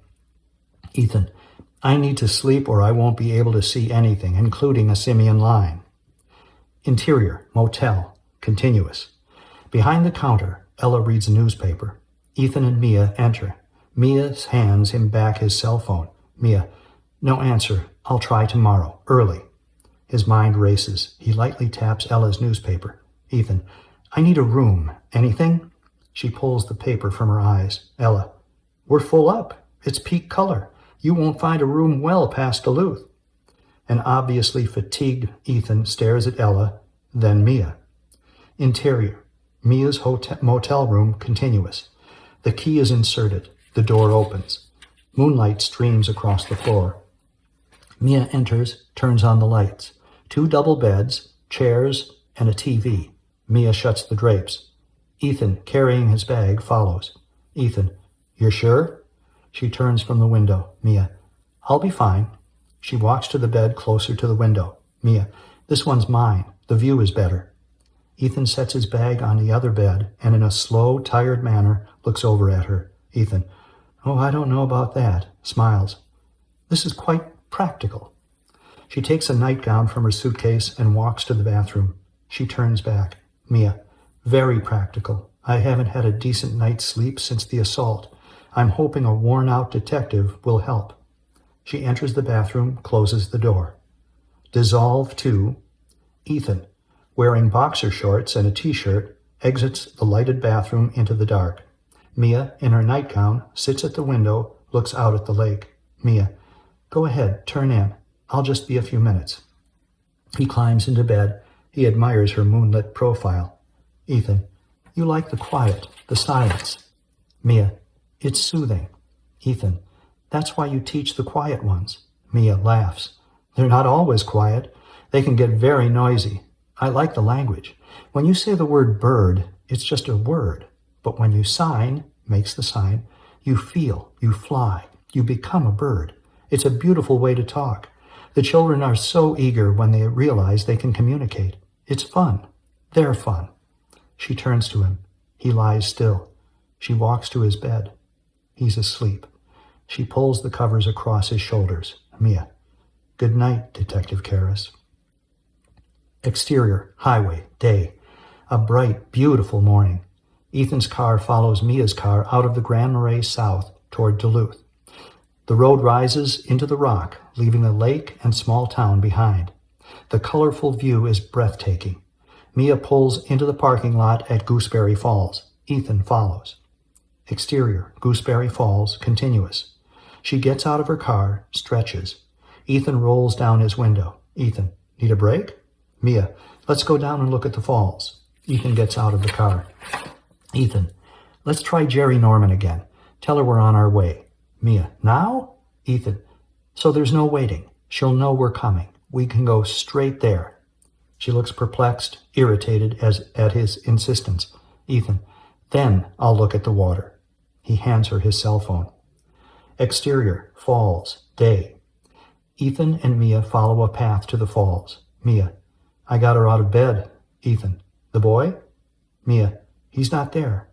She wants to visit. I'll stop for a few minutes. Mia looks to the dense foliage covering the view of the falls, then proceeds to the walkway entrance. Ethan, where's the boy? Mia stops, turns around to face him. Mia, she didn't say, and I didn't push. Ethan, I'll go with you. I want to see her. He keeps up with Mia as she descends to the falls. Mia, there's nothing to see, and it might be difficult with Jerry. She gets kind of weepy. He stops and grabs her arm with enthusiasm. He shows his palms. Ethan, I'm good with weepy women. Remember? Those heroic tendencies? That elevated lower plane of Mars? Mia laughs. Ethan follows her as she keeps walking into the beauty. The view of the water and color is heavenly. Mia, right. Well, be a hero now and be quiet. Enjoy the view. Ethan, yes, ma'am. Exterior, highway, day. Colorful foliage lines the roadway. Mia and Ethan's cars pass a sign, Duluth, 35 miles. Exterior, Norman house, day. Mia and Ethan stand at the front door of a run-down house on a hill in an old Duluth neighborhood. Children jump rope on the sidewalk. Jerry Norman, late 30s, wearing a torn negligee and robe, opens the door. She pats down her over-teased brown hair when she sees Ethan with Mia. Jerry, Miss Lamb, come in. I didn't know you'd have a friend. Interior, Norman house, continuous. Mia and Ethan enter a small entry, strewn with coats and shoes. Ethan notes the surrounding.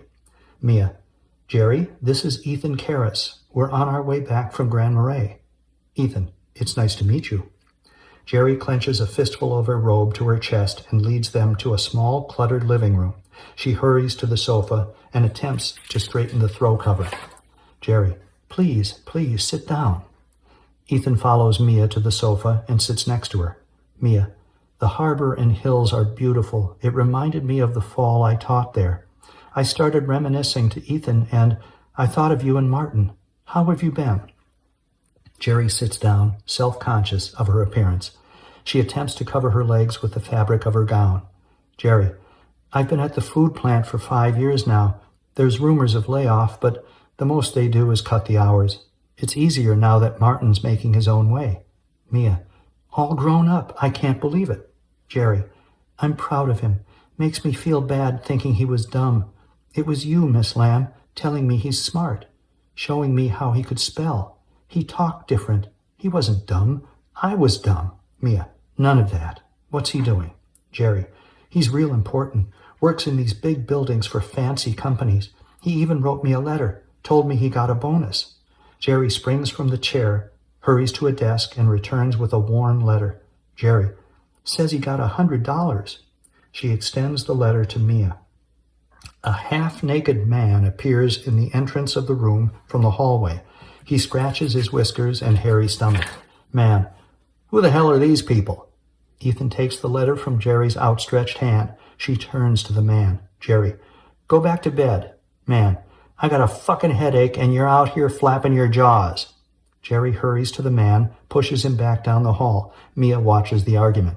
Jerry, "Watch your mouth. I got decent people here." They approach the bedroom. Man, "Get rid of them." He walks into the bedroom, slams the door. Jerry returns to the living room. Ethan reads the letter. Mia stands up to leave. Mia, "I just wanted to say hello. I'm glad Martin is doing so well. Now you take care of yourself." Mia puts her arm around Jerry as they walk to the door. Ethan writes in his notebook. Halfway to the door, Jerry stops and picks up a picture propped on the table. Jerry, tears. "This is the day my Martin graduated from 6th grade. It's 'cause of you, Miss Lamb. He never would have made it without you." Mia takes the picture and smiles. Mia, "Sure he would have. Look how much he's done without me." Ethan hands Jerry the letter. Ethan, "It's a nice letter." Mia, "Ethan, this is a picture of Martin the year I taught him." She hands the photo to Ethan. Jerry, bleached blonde hair, miniskirt, and high heels. Mia, younger but similar to the present. An 11-year-old Martin between them, his head nearly bald. Ethan, "His hair." Jerry lovingly looks at the photo. Jerry, tears. "It was starting to grow back. He'd get so frustrated he'd pull it out. Once Miss Lamb got him talking, he was better. I should have known he wasn't dumb." Mia gives her a hug. Ethan stares at the picture. Exterior, Jerry's house, continuous. Jerry follows Mia and Ethan out onto the steps. Mia, "When you write Martin, tell him I stopped and I knew he could do it."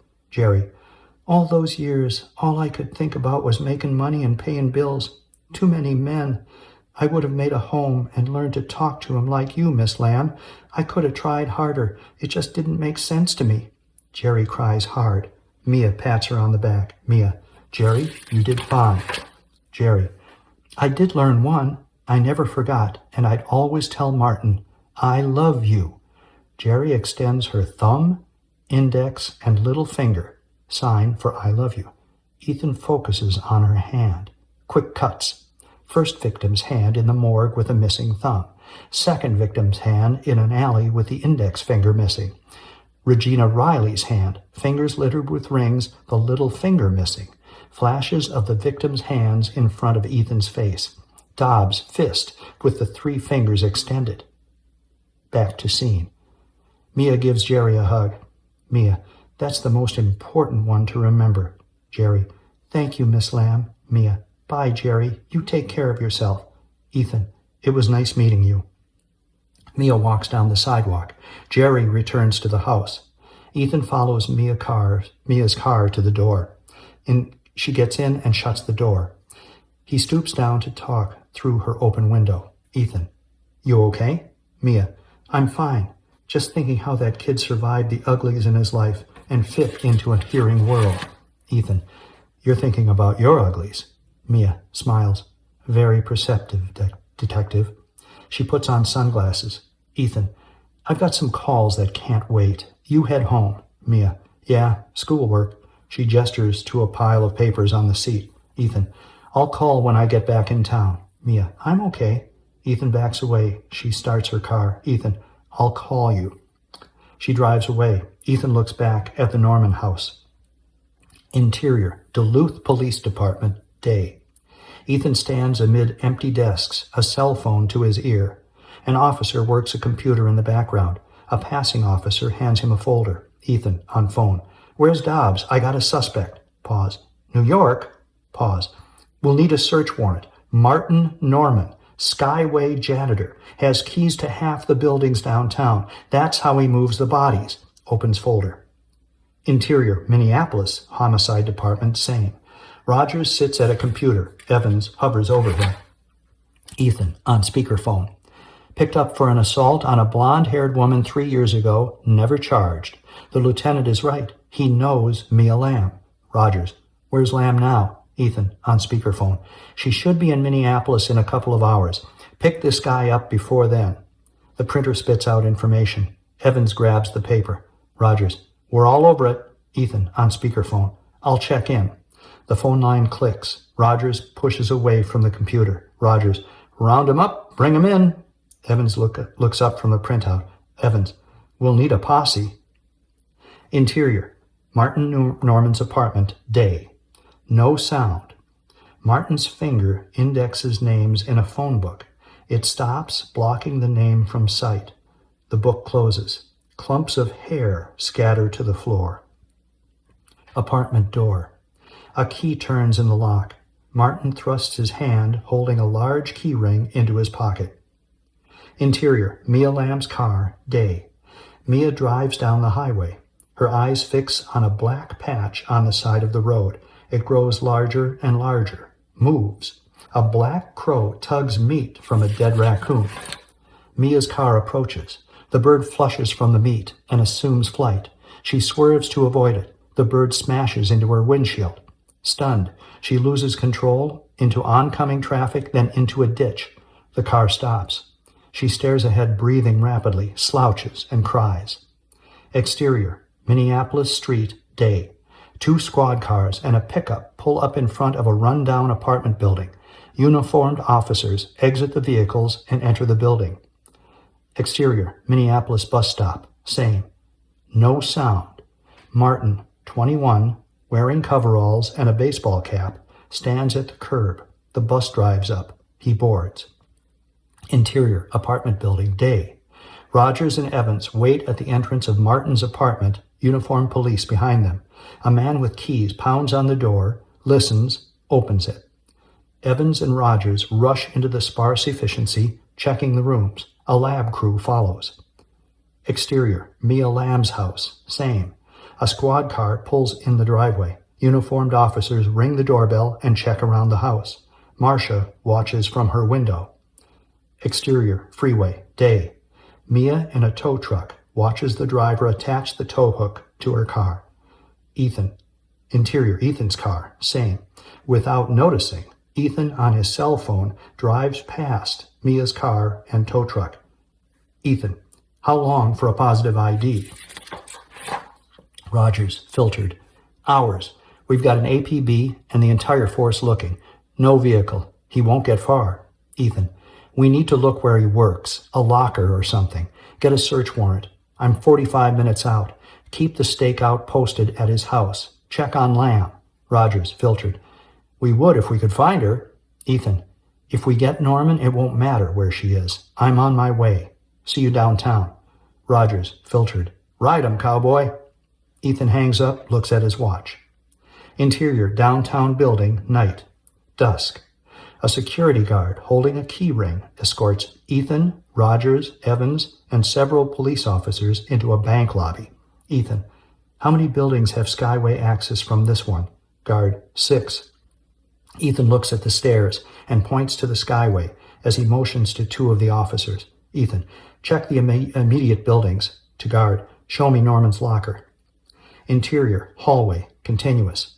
All follow the guard. They reach another stairway with Skyway signs. Ethan motions 2 of the officers up the stairs. The guard stops and unlocks a hallway door. Ethan and the remaining officers follow him down meagerly lit stairs. Exterior, hallway, continuous. The guard opens the door. They all crowd into a large cleaning closet. Vacuums and mops surround a huge floor drain. Lockers cover a wall. The guard searches for the right key, then pulls a dangling string that turns on a light. He finds the key, opens the locker. Ethan peers into the well-organized locker. Boots on the bottom, jacket on the side, gloves on the upper shelf. He moves the gloves to the side. With a white cloth, he pulls out a jar filled with red liquid. As he turns the jar to the light, puffy fingers come into view, one with a ring on. Ethan, get the captain on the phone. Call in crime lab. Guard, what's that? Ethan, evidence. Ethan returns the jar to the shelf. Ethan, we'll need a map and the keys. To Rogers, we'll start in the alley where Lamb was attacked and work out from there. To guard, show me the door to the alley. The guard hands Ethan the keys. Interior, Mia's car, sunset. Mia watches the last rays of sunlight set on the street where she was raped. People meander, waiting for buses. Exterior, Mia's car, continuous. Mia leaves her car, locks the door behind her. She puts the keys in her pocket. Touching the buildings, she slowly walks to the alley. Rape scene. Grabbed from behind, the strap around her neck, falling to the ground, the man on top of her ripping her panties, fumbling for her purse and alarm, the light, his eyes, his hands. He's gone. Back to scene. Mia whimpers, her hands between her legs. She inches toward the alley, one foot in front of the other. The sound of a door opening cuts the silence. She gasps for air as the noise reverberates from her memory. Panicking, she stumbles back to her car. Around the corner, Ethan and Rogers exit the building to survey the rape scene. The guard stands at the entrance, holding the door open. Exterior, Mia's car, continuous. Mia fumbles with her keys and unlocks her car. She gets in, locks it. Tears stream down her face. She manages to place the key in the ignition, start the car, and drive away. Exterior, bank building, street, night. Ethan on his cell phone, near a squad car, dome light twirling, police radio crackling. Ethan, keep that patrol at his house. I'll call Lamb when we pick Norman up. No need to alarm her. Pause. He's here somewhere, Captain. We'll find him. Rows of buildings and the skyways that connect them tower above him. Interior, Mia's garage, night. The grind of the door opener breaks the silence. The overhead bulb changes the darkness to a dim hue. Mia drives in. She presses the button to shut the door. She lowers her head on the steering wheel in relief. The door grinds to a stop. She turns off the engine. She collects her purse, books, and papers from the seat. Wrestling to balance them in her arms, she exits the car. She opens the trunk and reaches for her suitcase. It catches on the latch. She pulls harder. With the sudden release of the suitcase, the papers in her arms scatter to the floor. She sets the suitcase down. She stoops to pick them up. Calmly, she collects them. Interior, skyway, night. Ethan looks at the building plan with a flashlight. Sparse traffic passes below him. Rogers and Evans run toward him. Evans, upper floors are clean. Ethan flashes the light on the building plan.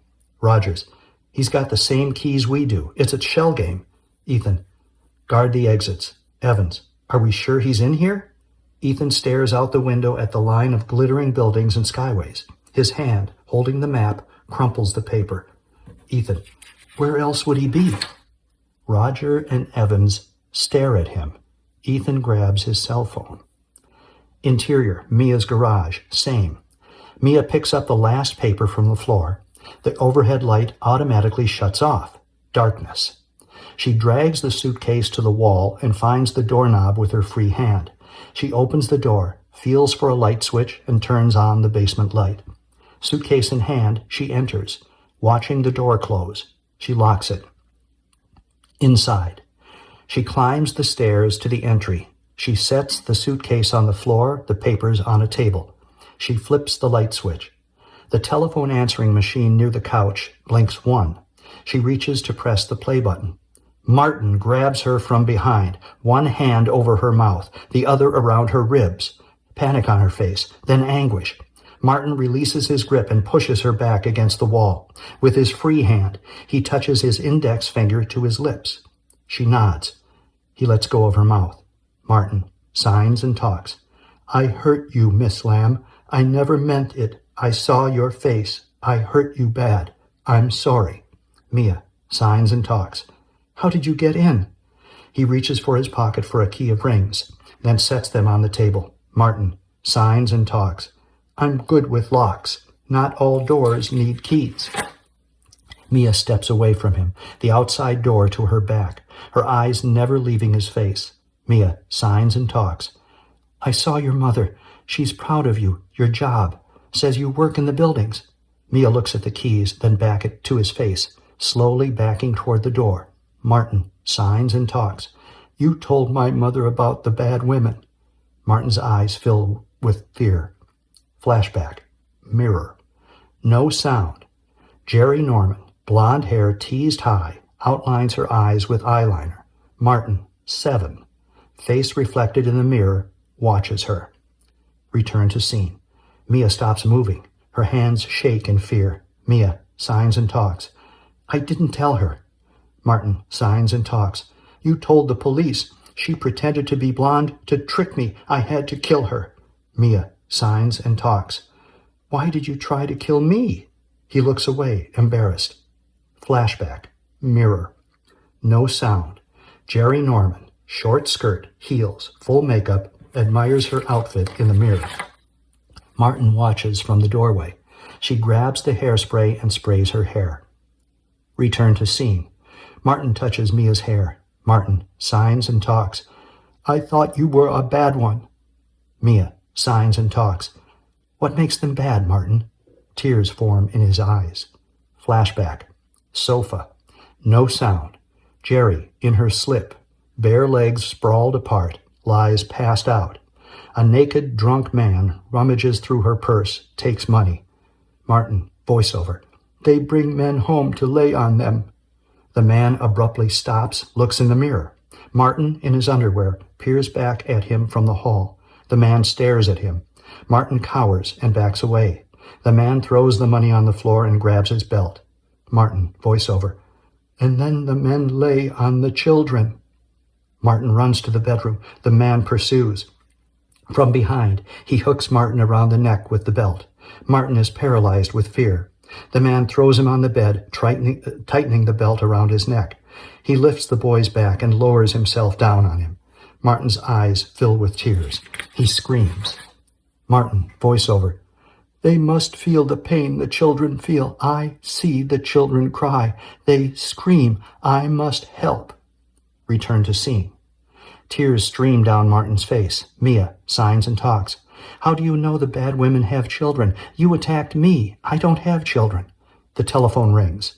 Mia stands motionless, her eyes fixed on Martin. He wipes his tears with his sleeve. Martin signs and talks. You taught me to talk, and I hurt you real bad. Mia signs and talks. I can still teach you. Children love their mothers. When you hurt the mothers, you hurt the children. You can't help children by killing. The ringing stops. He stares at her in silence. She stares back. Martin, I want to help the children. A knock at the door. Mia remains immobile. Her eyes never leave his face. The knock becomes pounding. Marcia, off screen. Mia, open up. I know you're in there. What's going on? Mia signs and talks. You could make another mistake. You could hurt another woman, a woman like me. The knocking stops. He grabs her and shakes violently. Martin, I can't stop. They cry. They scream. It's all I see. He shakes her. His cap falls off, revealing a partly bald, bloody head. He pushes her against the wall in frustration. With a panicked grunt, he falls to the floor to get the cap. Mia signs and talks. Tell the police. They'll listen. I'll go with you. Martin drags himself from the floor, slowly standing until he towers above her. Martin signs and talks. The police can't stop the bad women. I watch from my windows. Every night they try. They come back. They find men, bring them home. And the children cry. Mia backs away from him toward the door. Mia signs and talks. Let me help them too. Martin signs and talks. You told the police. They came to stop me. Mia signs and talks. I couldn't hear the children. Martin shakes his head in frustration. Flashback. Bed. No sound. The man lifts Martin's back and lowers himself down on him.